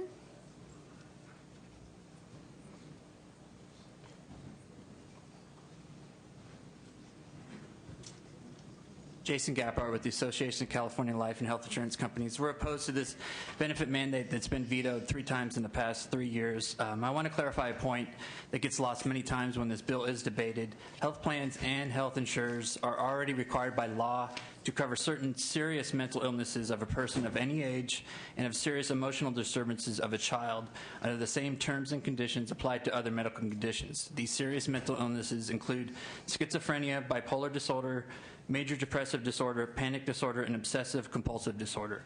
In addition to reporting that the total healthcare expenditures would increase by about $44 million, the CHBRP analysis noted that 66% of individuals currently have parity coverage for non-severe mental illness, and a total of 98% have some sort of coverage. Also, 55% of individuals currently have parity coverage for substance use disorders, and a total of 90% have some sort of coverage. We feel that this bill will increase cost and limit an employer's freedom to decide how much behavioral health coverage they want to purchase. For those reasons, we are opposed. Good afternoon, Madam Chair, Senators. Julianne Broyles here on behalf of the California Association of Joint Powers Authorities. Certainly we agree with the previous speaker's points in opposition and won't elaborate on those, but we are concerned about the unreimbursed cost mandate that this will levy on public entities who provide health coverage services for their members and for their employees. We do not think that this bill is what the proponents are proposing it to be, that it's a parity bill. It's an expansion of the mental health coverage mandate, and for that reason we're asking for a no vote. Madam Chair and members, Nick Luizos, California Association of Health Plans, in opposition. Thank you. Mark Brigade on behalf of the California Chamber of Commerce, also in opposition. Thank you. Other opposition? Comments from committee? Assemblymember Bell, would you like to address a few of the comments and close? Yeah, you heard today, gentleman that got up here just on the spur of the moment. He was a contractor that was in the construction business. And in talking to contractors throughout the state, I think most of them have come to the conclusion that there's a lot of alcohol and drug abuse among their employees, and that they pay a lot of money in absenteeism. They pay a lot of money in terms of lost productivity, downtime, other kinds of costs. The contractors that came here today to testify in favor of the bill verified that. They said, yeah, it's going to cost us a lot of money if we don't take care of the alcohol and drug abuse of our employees. And that's the exact study that we had in New Jersey that was done. It actually verified that absenteeism, those kinds of things are job killers. They stop the economic development of our state, and that mental health and substance abuse is a problem that business has to deal with. And in my opinion, that to come here and argue over a matter of a nickel or less than 1% of an increase in a premium, and it probably is, if you count the offset and improve health care, no cost at all, as Dr. Pading said. To have business come up here and argue against a businessman that his survival is based on productivity, we should reconsider as business our opposition to this bill. So I ask the business community to reconsider their opposition to this bill. This bill is a definite winner for the state of California business, and I urge an aye vote. Thank you. Is there a motion on the bill? Bill has been moved by Senator Negrete McLeod. Senator Alquist? Aye. Alquist, aye. Strickland? Onnested? Cedillo? Cox? Leno? Negrete McLeod? Negrete McLeod, aye. Pavley? Romero? That bill has 2 votes. It is on call. You will need 3 more votes. Next, you have file item 15, AB 2173. Thank you. We have a lot of people who have been waiting for this one. Madam Chair, Senator, and members of the Senate Health Committee, this is AB 2173, an Emergency Air Medical Transportation Act. This will provide for increased Medi-Cal funding for emergency air ambulance transportation by imposing a flat $3 fee on each motor vehicle violation, and with the exception of parking tickets. The Medi-Cal rates for air ambulance has not increased since 1993. AB 2173 would increase the Medi-Cal payment rates and provide supplemental payments to air ambulance providers by generating revenues, which would be matched by federal funds, and it's very important, from the State Department of Healthcare Services. Air ambulance services provide life-saving emergency transportation for our most critical patients, for accident scenes directly to trauma centers, and provide essential transportation to critical patients when ground transportation is not fast enough. Each provider serves a 100-mile radius and covers multiple counties. As a result, transportation often originate in a county other than where they are based, which makes it virtually impossible for them to be funded by a local tax support. This critical service providers transport all emergency patients without knowing if the patient has any form of medical insurance or ability to pay for that service. Bill supported by a wide range of emergency medical services providers. I urge an aye vote, Madam Chair. Thank you. First witness. Madam Chair and member, I guess. Bill Bryant, representing Cal Ames, the Air Ambulance Association in California. For 25 years, emergency air ambulances were supplied by hospitals throughout the state of California, and that's no longer the case. All but 2 of them have dropped out of the business, leaving it to private providers to step up and try and provide the service. We're an integral part to the EMS system as well as a disaster response system in the state. We don't self-dispatch ourselves. We rely on the Highway Patrol in the case of automobile accidents to make the decision of whether or not a helicopter is needed to transport the patient quickly to a trauma center. Ground ambulances oftentimes call us to a scene of an emergency when they're overwhelmed or traffic conditions even prohibit them from moving around. We transport all patients, all emergency patients. We don't screen them. We don't have any idea if they have any insurance or not at the time of transport. Unlike hospitals who transport or who treat everybody in their emergency departments, we receive no DISH money or no Maddie Fund money. We think there's a strong nexus between the bill and the additional penalty and what we do. California Highway Patrol tells us that 94% of all injury accidents are directly attributable to a motor vehicle violation, which is what the $3 fee is tied to. We have received some good bipartisan support throughout the Assembly, and it is, just to remind you, this is budget neutral to the counties, it's budget neutral to the courts, it's budget neutral to the state, and does draw down federal dollars, and we urge your support. Thank you. Thank you.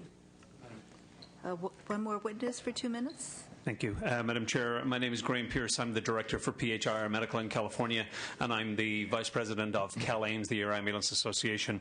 We represent approximately 40 air ambulances throughout the state. The majority of our calls, about 65% of them, are directly related to road traffic accidents, and hence the nexus on that. Air ambulances are very important, but also very expensive, to the tune of about $5 million an aircraft now. We have 24 hours a day, 7 days a week, 365, with a nurse, paramedic, and pilot that have to be staffed.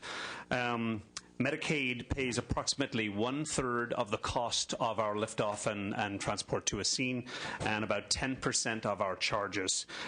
Insurance companies our rates increase to the insurance companies, as you've heard from testimony earlier on from other bills today. There's huge pushback on that, and then the fees or the surcharge to the customer goes up and up, and we urge your aye vote on this bill. Others, their name and support. Madam Chair, members, Paul Smith with the Regional Council of Rural Counties, representing boards of supervisors of 31 rural counties in strong support of the bill. Thank you. Madam Chair, member Sharita Lane with the California Children's Hospital Association, also in strong support. Thanks. Connie Delgado Alvarez with the California Hospital Association in support. Thank you. Madam Chair and members, Nathan Mansky representing Adventist Health and Loma Linda University Medical Center in support. Thank you. Terry McHale with Aaron Reed and Associates, representing Peace Officers Research Association of California, PORAC, and CDF firefighters in support of the bill. Thank you. Timothy Stachinsky. I'm a flight paramedic based out of Redding, California with PHI Air Medical in support of the bill. Thank you. Don Campbell with Air Methods. We serve Northern California as Metaflight Mercy Air Services in Southern California. Thank you. Thank you. Excuse me, sorry. Michelle Guthrie from PHI Air Medical, flight nurse representing Tuolumne County. Thank you. Kathleen Dunn. I'm a flight nurse with Reach Air Medical Services. We service the Sierra Nevada, Yolo, and Sutter counties in full support of the bill. Afgaristo. Oh, Padaclo. Jason Swan, PHI Air Medical. I'm the operations manager for California. I reside out of Shasta, serve the 11 northeast counties of California. Thank you. Hi, I'm Dan Miller with CalStar. We represent 10 bases through northern central California, and I urge your support on this. Thank you. Christopher Hall, flight paramedic, clinical educator for PHI Air Medical, Northern California, serving 11 counties in Northern California. Thank you, and urge your support of this bill. Randy Shackleton, flight nurse, Reach Air Medical Services, flying out of Sacramento, serving all of California, strongly urging your support for this bill. Thank you. Ken Fry, PHI Air Medical out of Redding, California, fully supported. We cover all of Northern California. Thank you. Sean Russell. I'm Chief Service Officer for Reach Air Medical. We we have 11 bases in California, covering all of California. I ask for your vote. Thank you. Eric Lewis, I'm a flight nurse and clinical educator for PHI Air Medical, serving Northern and Central California. Thank you. Larry Luttrell, a pilot with Reach Air Medical Services. Again, we cover the Bay Area and most of California now, urging your support. Thank you. Thomas Kalka, helicopter pilot for Reach Air Medical, also in San Francisco Bay Area and serving the counties of Alameda, Contra Costa, also urging your support. Thank you. Is there opposition? I do not see opposition. Comments from committee? Is there, are there closing comments? Succinct? Urgent aye vote. Good. Is there a motion? It has been moved by Senator Negrete McLeod. Call for the vote, please. Senator Alquist? Aye. Alquist, aye. Strickland? Onnested? Cedillo? Cox? Leno? Negrete McLeod? Pavley? Romero? Oh, okay. So you have one vote. You need 5. Okay. So that will be on call. Thank you very much. And you have one more bill. Thank you, File Madam item Chair. 17, AB 2221. Thank you, Madam Chair. This is this bill is AB 2221, and it's a substance abuse treatment bill for treatment facilities. First, we'd like to thank your consultant for diligent work and accept the proposed amendments. Thank you. So authors amendments. And the Department of Alcohol and Drug Licenses residential treatment facilities that provide non-medical services to individuals who are working to overcome the addiction to alcohol and drug abuse. These facilities are services typically include education, group, individual sessions, recovery or treatment planning, and detoxification. Additionally, some facilities use multidisciplinary team that often include contracted physicians on site to provide medical clearance and assist with other limited medical services such as routine physicals, disease screening, vital sign assessment, prescribing, administering, dispensing of medications, and withdrawals for withdrawal symptoms. Those in need of a broad spectrum of medical intervention use these services. One of 7 chemical dependency recovery hospitals in California, which are licensed by the Department of Public Health. And recently, due to current statutory languages, the Department of Drug and Alcohol Programs has been warning residential treatment facilities that they would lose their licenses if they continue to provide physician access. So my bill would enable the department to license treatment facilities that utilize this mid-level care for patients on site without holding a separate license, and require that these facilities be accredited by a nationally recognized accrediting organization. This would ensure that patients who don't need the intense, costly intervention provided by the chemical dependency recovery hospitals to receive a full range of treatment options, including this vital mid-level care. And we note that the minor and absorbable costs to the department, and this bill has not had a single negative vote yet, and I urge an aye vote. Thank you. Hi, I'm David Pading, here in support on behalf of the California Society of Addiction Medicine. I'll just start with a simple story. If you have a family member that is alcoholic... Keep it brief, please. Oh, okay, yes, please. Requiring to go into residential treatment if they're drunk, they currently cannot go in for 3 days because they have to get, the current law requires them to be undrunk before entering. This would allow a doctor's home visit to provide the service at the residential treatment facility so somebody can start treatment immediately. I think the interesting thing is that Department of Alcohol and Drug Programs did cover and allow this, but because of their own reading of their statutory authority, they now are disallowing it, and this law would allow us to, again, provide the service that has actually been the standard and being provided already. So it's sort of a simple fix-it bill. So again, I urge your support on AB 2221. Thank you. My name is Michael Stone, MD. I'm obviously a physician, 41 years as addiction medicine specialist. I have practiced in Orange County for 34 years. I'm a specialist in addiction medicine, family medicine, and pain management, and I operate a program called Cornerstone of Southern California. Happens to be the largest licensed program in Orange County. California Department of Alcohol and Drug Programs, ADP. ADP was created by the legislature in 1978, 32 years ago, to license treatment facilities. The word Why don't you just tell us, what's the main thing you want to tell us? For 20 years, they allowed me as a physician to be there, seeing patients, detoxing them, and no citations, no discussions. They sent people to my program as an example of how to do it properly, detox, treatment, and outpatient. 5 years ago, there was some push against them to ADP, and they started to tell us that we couldn't do it. 3 years ago, they mandated no physician coverage, no nurses, no social workers, no medical professionals whatsoever. During that period of time, they actually did not cite people for 2 years because they were doing an internal study to see if it made any difference. So why do you like this bill? It allows me and other addiction medicine specialists to do our work where it's active now.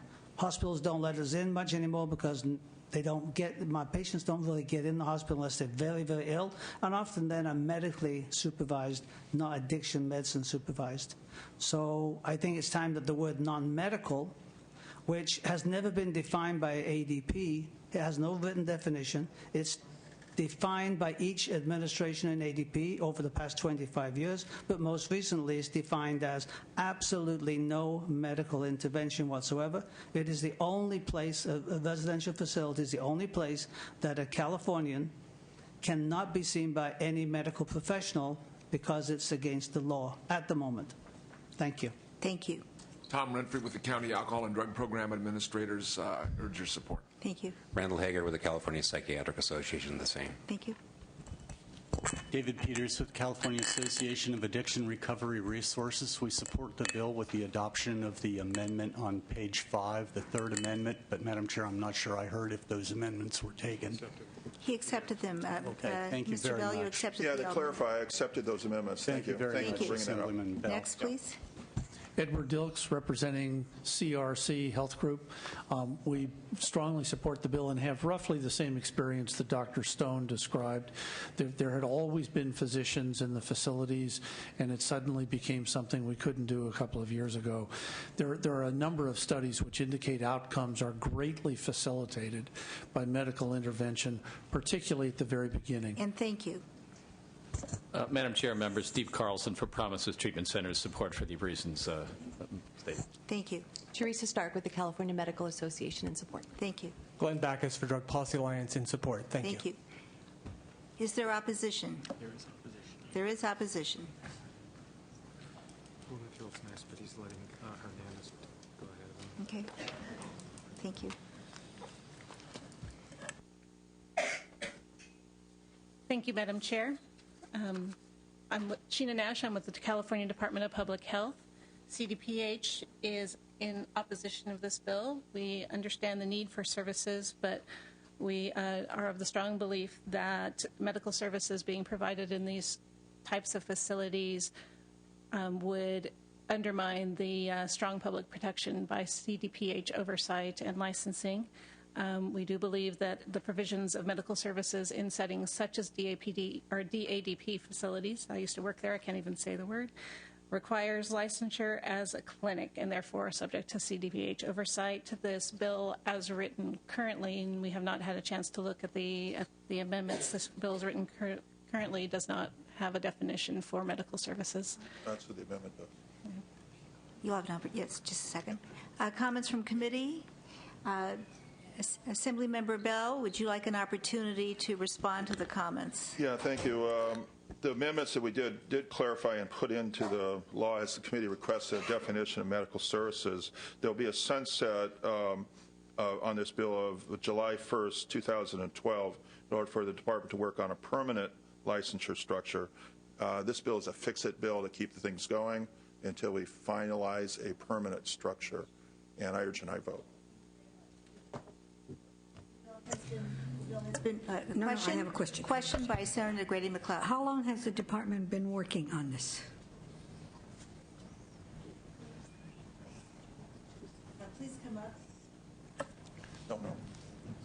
Someone I knows. would say 5 years. And state your name again, please. My name is Dr. Michael Stone. My administrator was attending ADP meetings since about 2005. She was the chairman of the committee for medical, non-medical. Lot of stakeholders with a lot of opinions, which were related to the stakeholders, not to the alcoholic or the drug addict who needed the care, as far as, of course, I'm concerned. Thank you. Does that answer?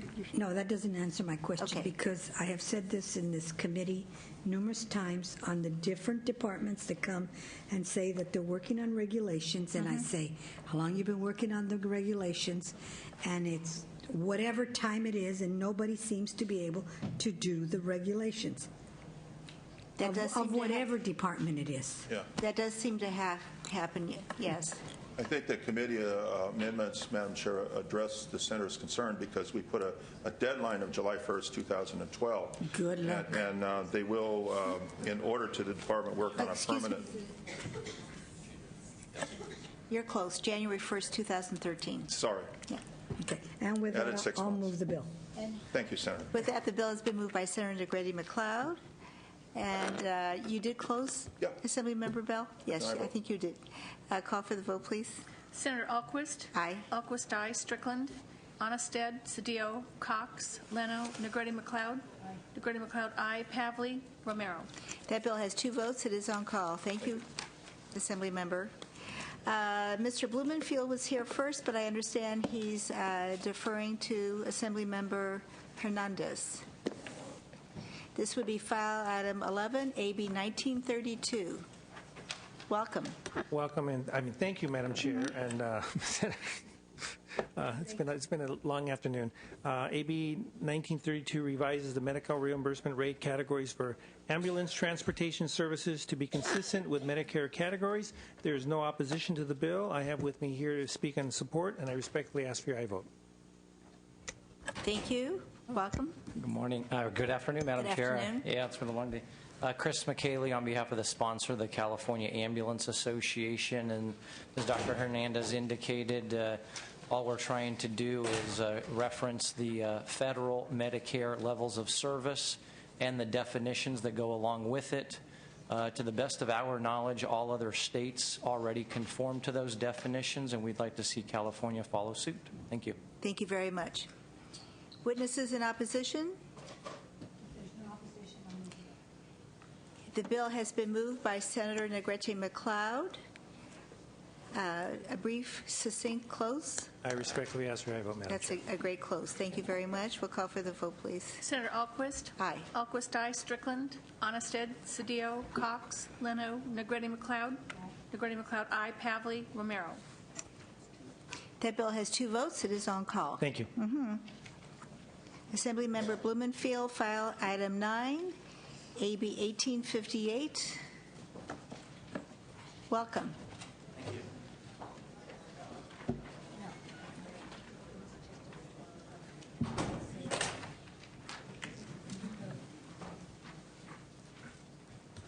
Madam Chair and members, appreciate the opportunity. And member, yes. Well, you're worth many members, so I wanted to give you multiple credits. Thank you for the opportunity to present on this bill. AB 1858 enhances current law by allowing the Department of Public Health to authorize qualified entities to provide syringe exchange services in areas at high risk of rapid spread of HIV, viral hepatitis, and other deadly or disabling conditions. These syringe exchange programs are frequently the only link between drug users, healthcare providers, and drug treatment programs. Syringe exchange programs provide for the safe disposal of syringes and provide for sterile syringes at no cost. There's no cure at this point for HIV. Syringe exchange programs are the best preemptive tool we have to stop the spread of this infection. It is a contradiction in state law that requires the state to pay for the care of the medically indigent through Medi-Cal and the AIDS Drug Assistance Program and other programs, but does not allow the State Department of Public Health to deploy strategies that are proven to prevent these costly and potentially deadly infections. It is a known fact, as expressed by President Obama and proven by multiple peer-reviewed studies that syringe exchange programs reduce HIV transmission, increase enrollment in drug treatment, and do not promote substance abuse. To this end, if a community is deemed in need of an HIV epidemic or the rapid spread of hepatitis B and C, there should be every opportunity to help. In December of 2009, Congress and the Obama administration repealed a 21-year-old ban on federal funding for local programs providing clean needles to drug users, and this bill creates the statutory conditions to make best use of those federal funds. The committee has proposed a laundry list of suggested amendments for this bill, and initially I resisted accepting all of these proposed amendments, due in large part to what I think is a justified concern about adding fiscal costs to this bill that may really save thousands of lives and millions of dollars in health care expenditures. However, we've put in, my office and your committee staff have put in many, many hours developing amendments that address the expressed concerns, and ultimately the amendments have added restrictions to the bill that I consider a significant compromise on my part.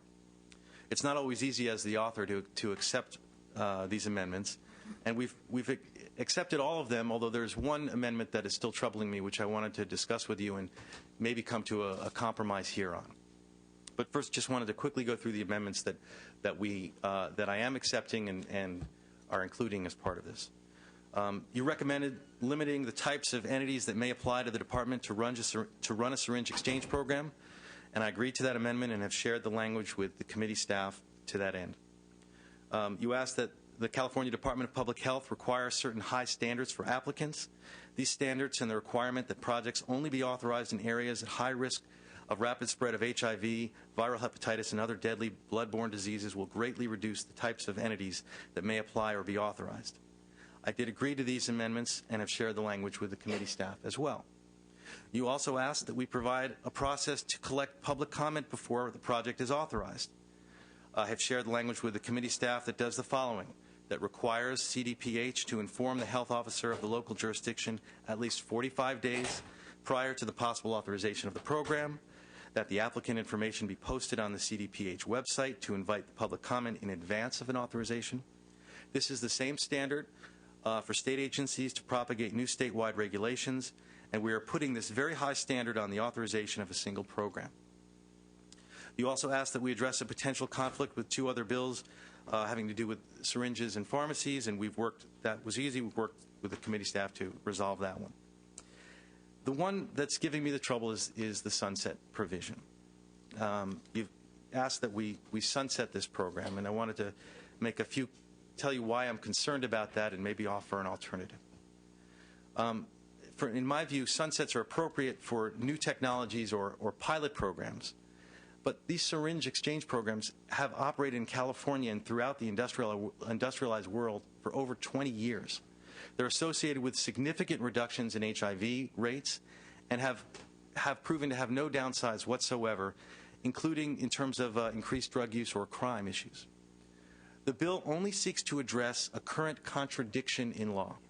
The State General Fund pays for Medi-Cal, the ADAP, AIDS Drug Assistance Program, and other human services programs for low-income persons with HIV or hepatitis B and C, no matter what part of the state they come from. But, unfortunately, the state entity entrusted to fight the spread of this disease is not empowered to use a proven approach to stop the spread of these diseases among drug users, injection drug users. Needle exchanges work. A sunset is not appropriate, and it may actually have some very negative unintended consequences. Existing programs throughout California, including Santa Clara, San Francisco, and Los Angeles, are concerned that they may face unforeseen consequences for long-term funding and the authorization, should a sunset actually be instituted. Amongst the many amendments that we're taking, that were suggested, we're limiting who can apply to the department for a syringe exchange program. We're establishing significant high standards for evaluating each application, and these standards and limitations will ensure that only the most qualified entities are approved in the highest need areas. I understand the other needle exchange programs that the committee listened to took a sunset.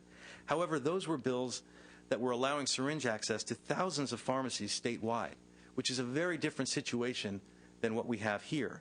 My bill is simply augmenting the current syringe exchange program by giving appropriate authority to CDPH consistent with its mandate to prevent communicable diseases. Note, this bill does not mandate the department to authorize syringe exchange programs. It simply allows them to authorize the programs in the places of greatest need. I provided the committee with amendments to address all of the stated concerns, except for the sunset. I want to continue working with you on the sunset, or trying to find a compromise. One thing I was trying to think, and we talked earlier today, I've been trying to get this resolved all week, because I'm very concerned about the sunset. And I think the issue really is oversight. That's, if I understand correctly, what this really comes down to is how do we, as a legislature, exert appropriate oversight, and is the sunset the only way to do it? So I thought about maybe there's two other ways that we could add extra oversight that are not quite a sunset provision, but that would provide oversight and accountability. One would be to require CDPH to submit a report every 2 years to the Senate and Assembly Health Committees on the CDPH authorized programs. That would get us the information that would help force a reevaluation. And the other is something that I can help as chair of the Budget Committee, which is to promise a joint oversight budget hearing with the health and local government committees in 4 years. Because I have a long time horizon, I can put that on the agenda now so that we have an oversight hearing. And we make sure, I mean, part of my mission on the Budget Committee is really to exercise more oversight. And I think that's what we really need to be doing in this body.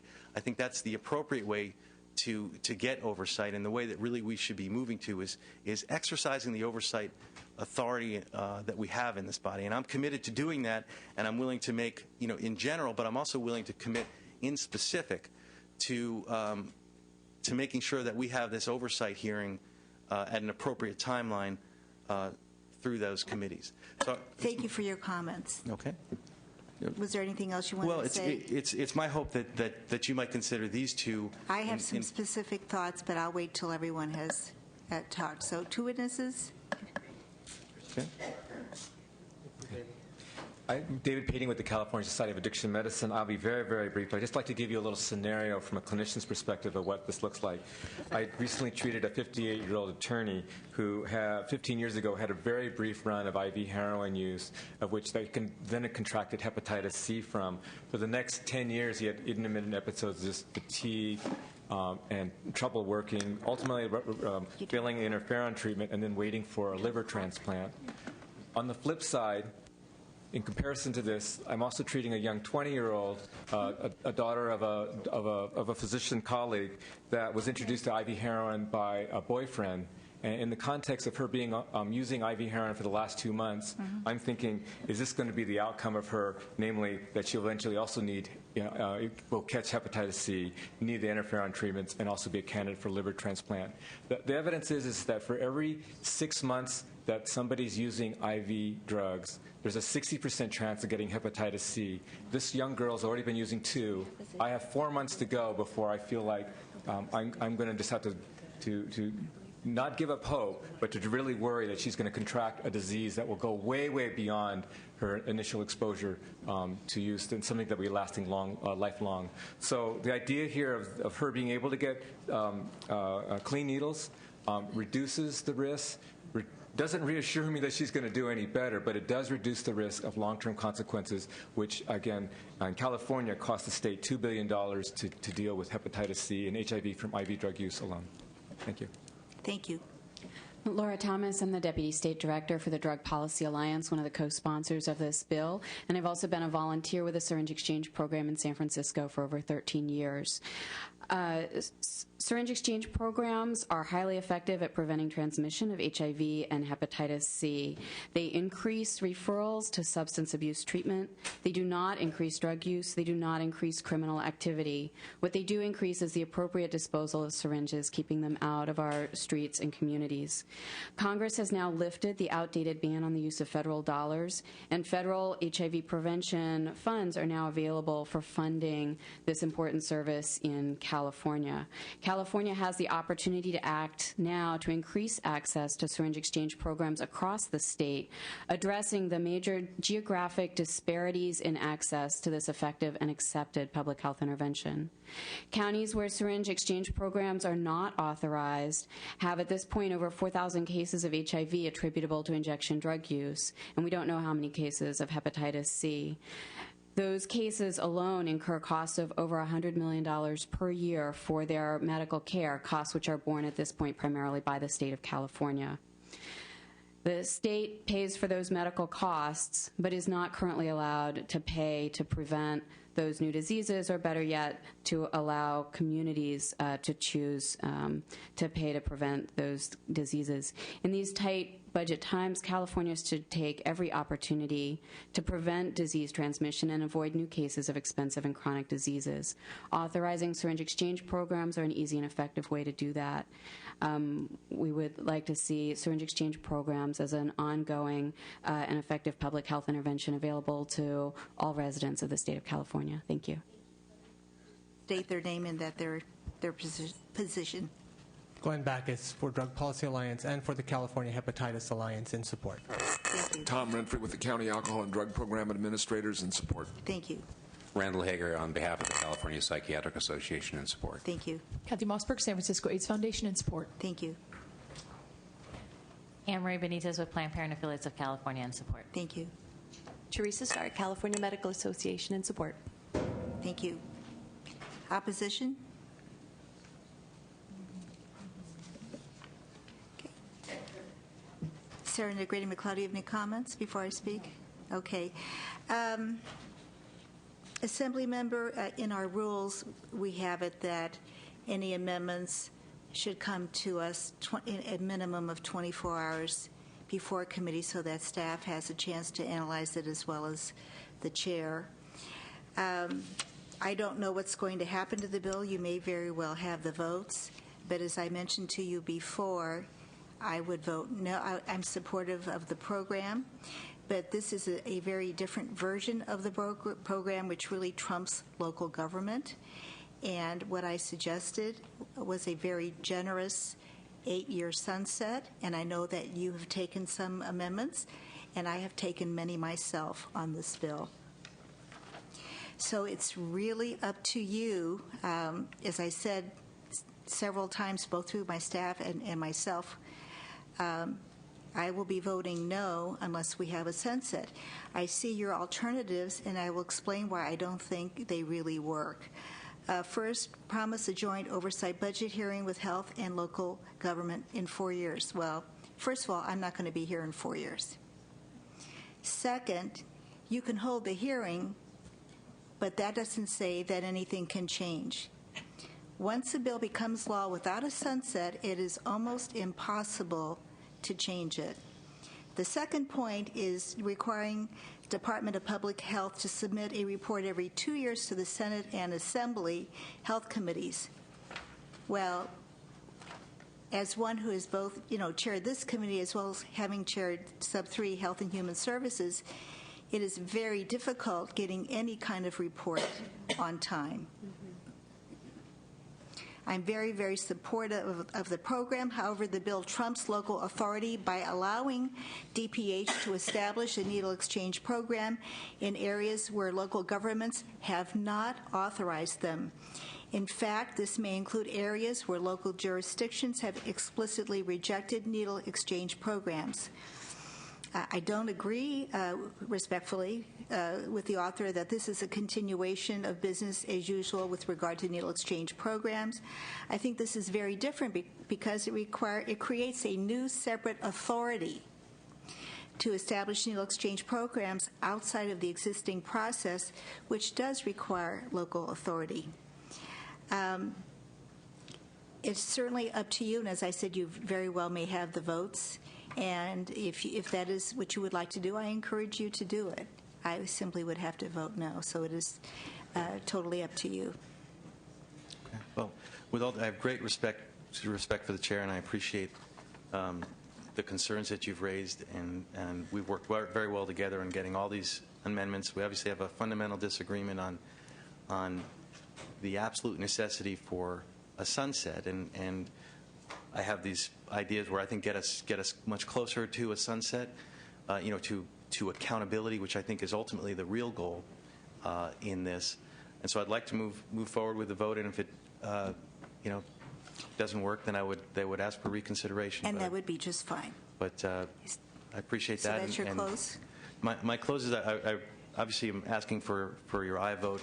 I do also want to point out that this is, 33 other states have this authority, do this authority. They recognize the nexus between the statewide health problems and the ability to authorize these needle exchange programs. Texas, many other states. So I really just want to emphasize this is not a radical new program. I mean, we've been doing it for a long time, and many other states have this. It's a small, in my view, small augmentation to the current ability to, who has the authority to authorize these programs.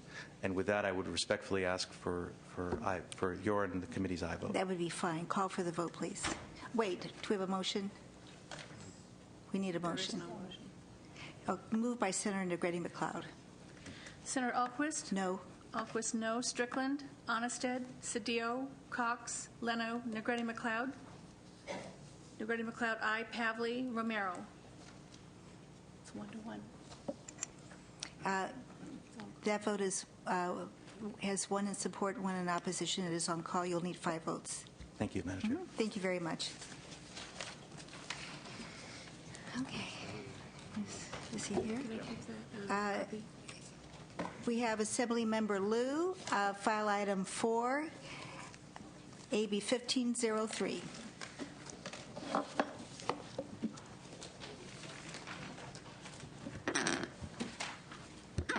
Welcome.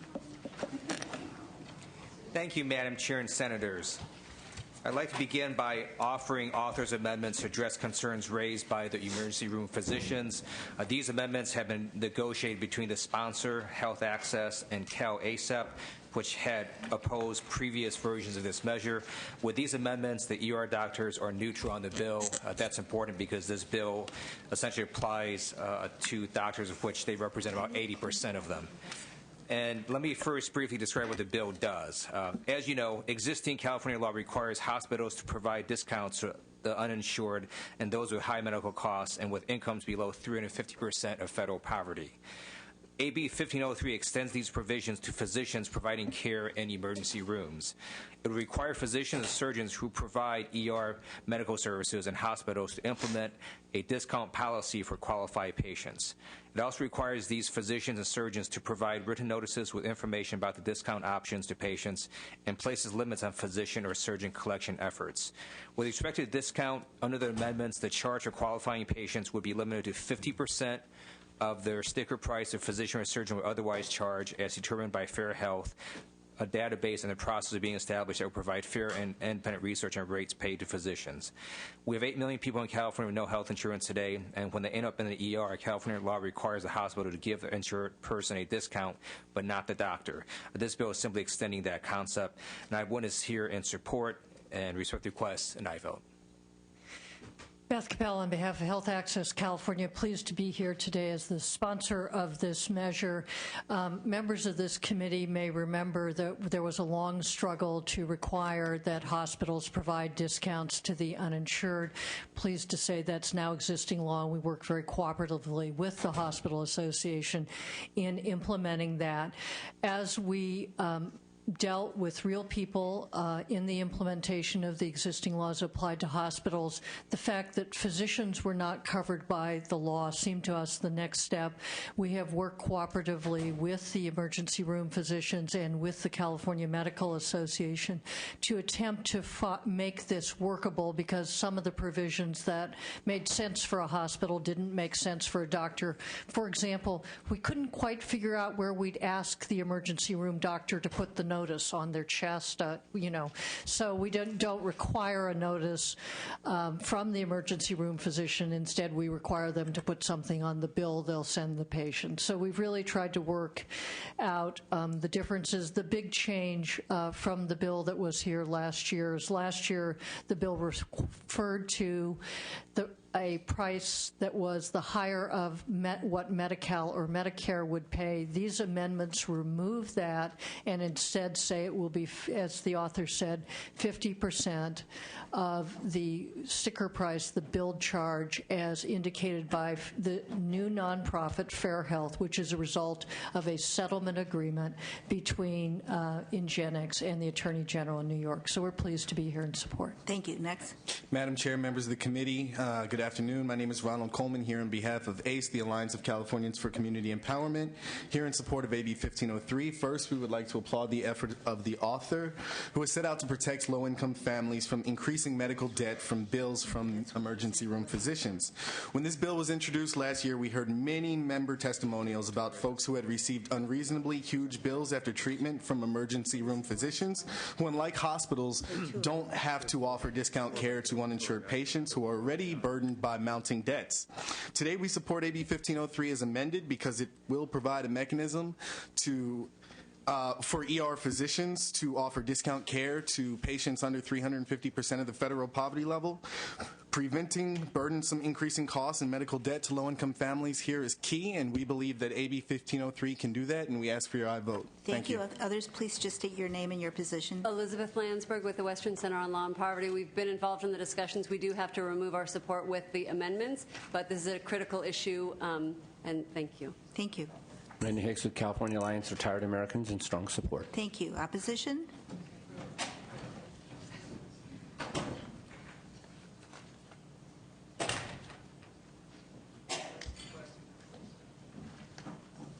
Lori Silva with Consumers Union in support. Oh, you're in support. Is there any other support? Opposition?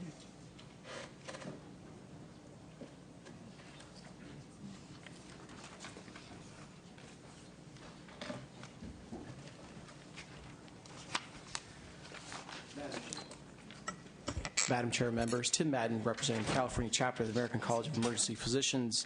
As Assembly Member Liu outlined, we have removed our position and we are now officially neutral. We also would like to thank Mr. Liu and his staff, as well as the sponsors, on their efforts to meet with us over the past year and a half to work through our issues. I would like to make a quick comment on one of the gentlemen that testified about the emergency physicians and them overcharging patients. We have a long history of offering discounts to patients who have a hard time paying their bills. In the hearing from last year, there was not anyone who testified to the fact that the emergency physicians were overcharging patients, just to be on the record. Thank you. Thank you, Madam Chair, members of the committee. Carolyn Gino with the California Medical Association. We did have on a prior version of this bill an opposed unless amended position. We do want to thank the author as well as the sponsor for working so closely with CalACEP in trying to negotiate a version of this bill that is workable for physicians. And we are currently reviewing the amendments. We just received them. They have been in process for the last few weeks. And again, we thank them and are hoping to get to a neutral position, but at this time do not have an official position on those most recent amendments. Thank you. Madam Chair and members, Tim Shannon representing the California Orthopedic Association, and we just saw the amendments late yesterday. The bill is broader than just emergency physicians, the sort you think about in the emergency room. Orthopedic surgeons, they do emergency work on an on-call basis. We want to sit down with the sponsors and meet with them. We have some concerns that we would like to work on because I'm not sure we fully understand exactly what the amendments do at this point, but we want to continue the dialogue. Thank you. Shannon Smith Crowley, representing the American Congress of Obstetricians and Gynecologists, District 9. We have not taken a formal position. We knew amendments were in the works, and we just received them this afternoon. So we also would like to sit down and review them. Thank you. Comments from committee? Closing comments? It's succinct. Respectfully request an aye vote. Thank you very much. Is there a motion on the bill? Moved by Senator Negrete McLeod. Call for the vote, please. Senator Alquist. Aye. Alquist, aye. Strickland. Onnested. Cedillo. Cox. Leno. Negrete McLeod. Negrete McLeod, aye. Pavley. Romero. Romero, aye. That bill has 3 votes. You will need 2 more. It is on call.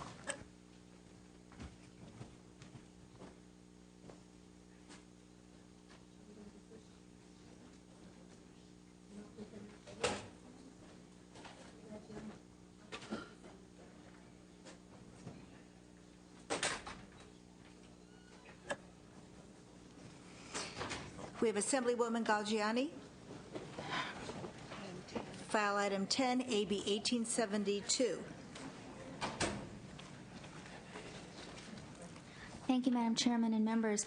I would like to start by accepting the amendments recommended in the committee analysis.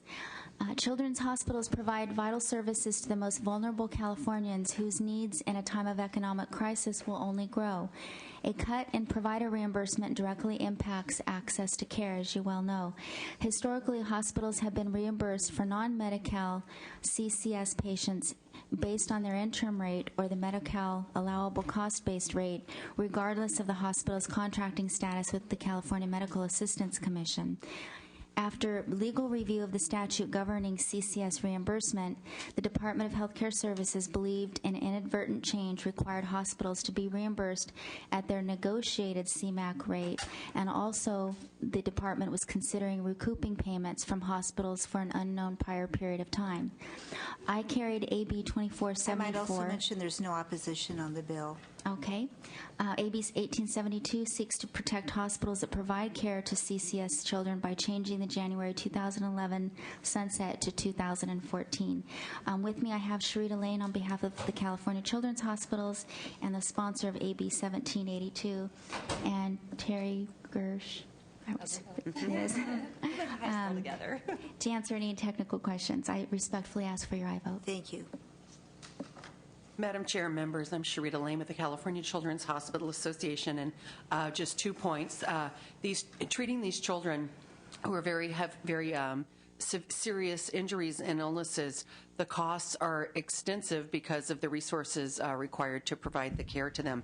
And unlike the children who are enrolled in Medi-Cal, when a hospital negotiates with the California Medical Assistance Commission to determine their Medi-Cal rate, they're considering the entire population. This is all high acuity for this population. And as the Assembly member mentioned, a reduction in reimbursement to children's hospitals will impact access to care. All children's hospitals are struggling with keeping up with the demands of the children that need their services. I would request your aye vote. Thank you. Yes, Madam Chair and members, Terry Calgar-Hill representing Children's Hospital Oakland. We are 73% Medi-Cal. We see a high volume of these CCS-eligible children, and we absolutely need this bill, and we appreciate your aye vote today. Thank you. Madam Chair and members, Nathan Mansky representing the private essential access community hospitals, Adventist Health, and Loma Linda University Medical Center in support of the bill. Thank you. David Vandergriff with the California Hospital Association in support.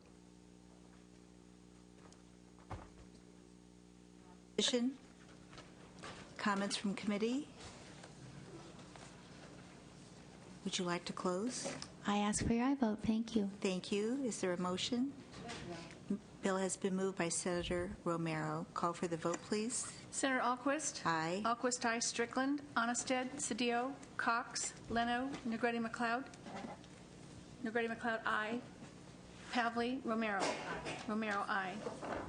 It's got 3. Thank you.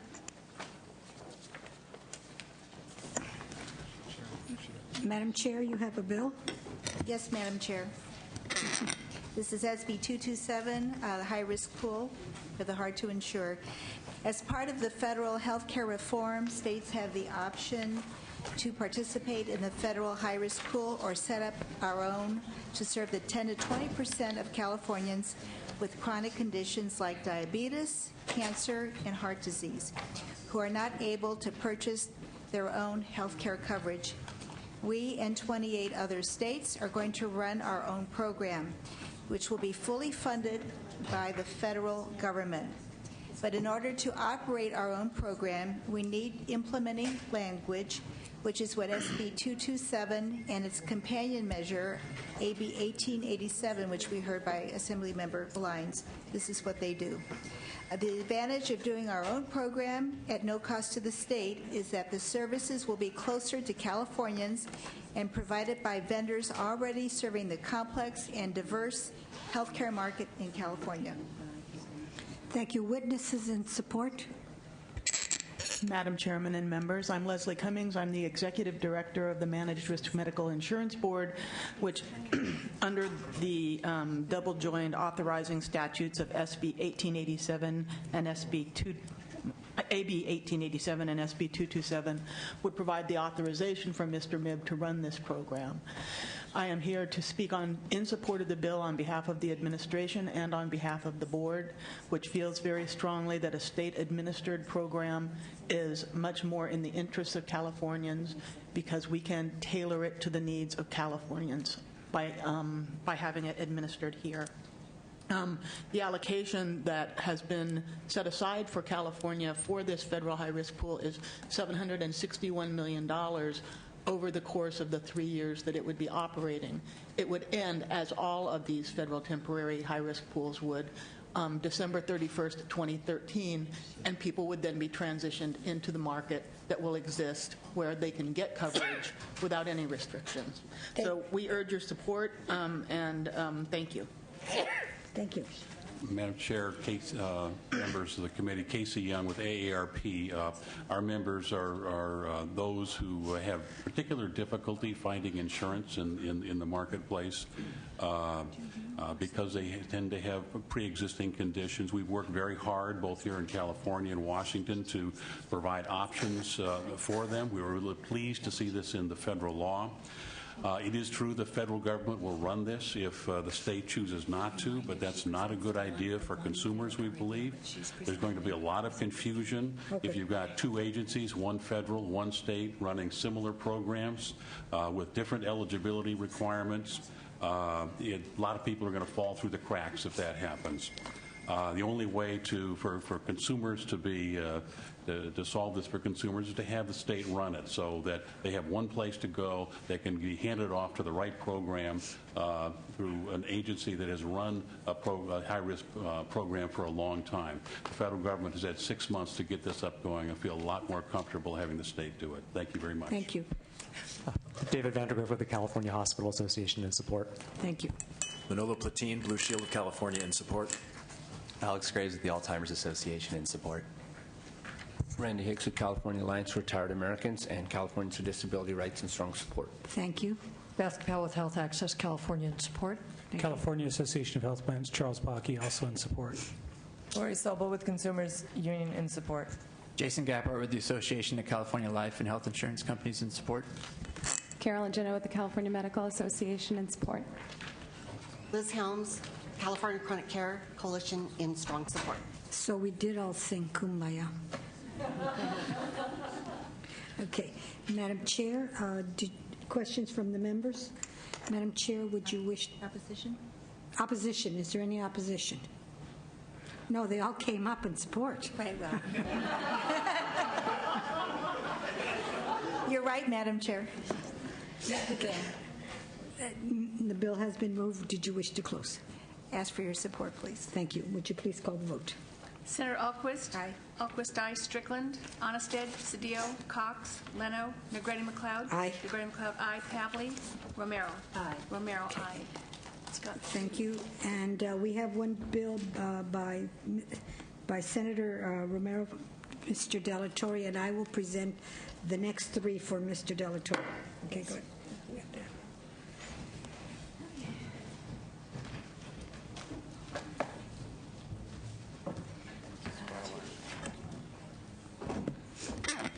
Thank you, Madam Chair. This is Bill AB 2470 for Assemblymember Delatorre. This bill is intended to stop the HMO's practice of dumping sick patients after their policy has been approved. This legislation will ensure that health plans and insurers do not act as both judge and jury whenever they want to rescind a policy. Specifically, this bill conforms to recent federal law in prohibiting rescission unless there is a finding of intentional misrepresentation, It also requires health plans to go through an independent external medical review process before rescinding or canceling policies. And this bill would only apply to the individual market and would not apply to the group market. I know that the Assemblyman has worked very diligently on this issue for a period of time, and on his behalf, I respectfully ask for an aye vote. Thank you. Witnesses in support. Thank you, Madam Chair and members. Teresa Stark with the California Medical Association. We are the sponsor of this measure, and thank you to Senator Romero for presenting today. We are proud to be the sponsor, and our physicians are very pleased that this important reform was included in the federal health care reform measure. As you know, for several years, Assemblyman De La Torre has worked on this issue to pass bills in the legislature that protect consumers from the egregious practice of rescission. And because of that work that we did together, we have an important victory at the federal level. It is now, rescissions are now prohibited unless there was intentional misrepresentation or fraud. And we all work together for that, and we thank you for your help. But the work is not done. The federal law was a huge victory for patients, but it's critical to replicate that and build upon that here at the state level so we can continue to ensure that patients have the strongest protections possible. We have been working with the stakeholders on the bill over the last few weeks, the Health Plan Association as well as our consumer group supporters, to narrow the bill, to remove what actually is no longer necessary given the reforms at the federal level, and to leave what is most critical in the bill, we believe the third-party review process, as well as codifying that all-important intentional standard. So the bill still protects patients before their coverage is illegally rescinded and sets up an independent review process so that it's not the health plans making the decision about whether it was intentional misrepresentation or not. And we want to ensure that patients have the strongest coverage and that they don't have their coverage yanked out from under them illegally. So we would encourage your aye vote today, and we appreciate your support. Beth Capel on behalf of Health Access California, pleased to be here in support. No one should lose their health insurance just because they get sick. The reason they got it was because they did the right thing and wanted to make sure that if they got sick, they'd have coverage when they needed it. This bill will make sure that no Californian has to face that. We're pleased to be here in support. Chad Silva, Latina Coalition for Healthy California, and we support this bill as well. Alex Graves with the Alzheimer's Association, also in support. Randy Hicks with Californians Disability Rights, in strong support. Lori Silva with Consumers Union, in strong support. Thank you. Stephanie Roberson on behalf of the California Nurses Association, pleased to be in support. Thank you. Michael Richard with AARP California, in support. Thank you. Kristen Hare, California Academy of Family Physicians, in support. Thank you. Opposition?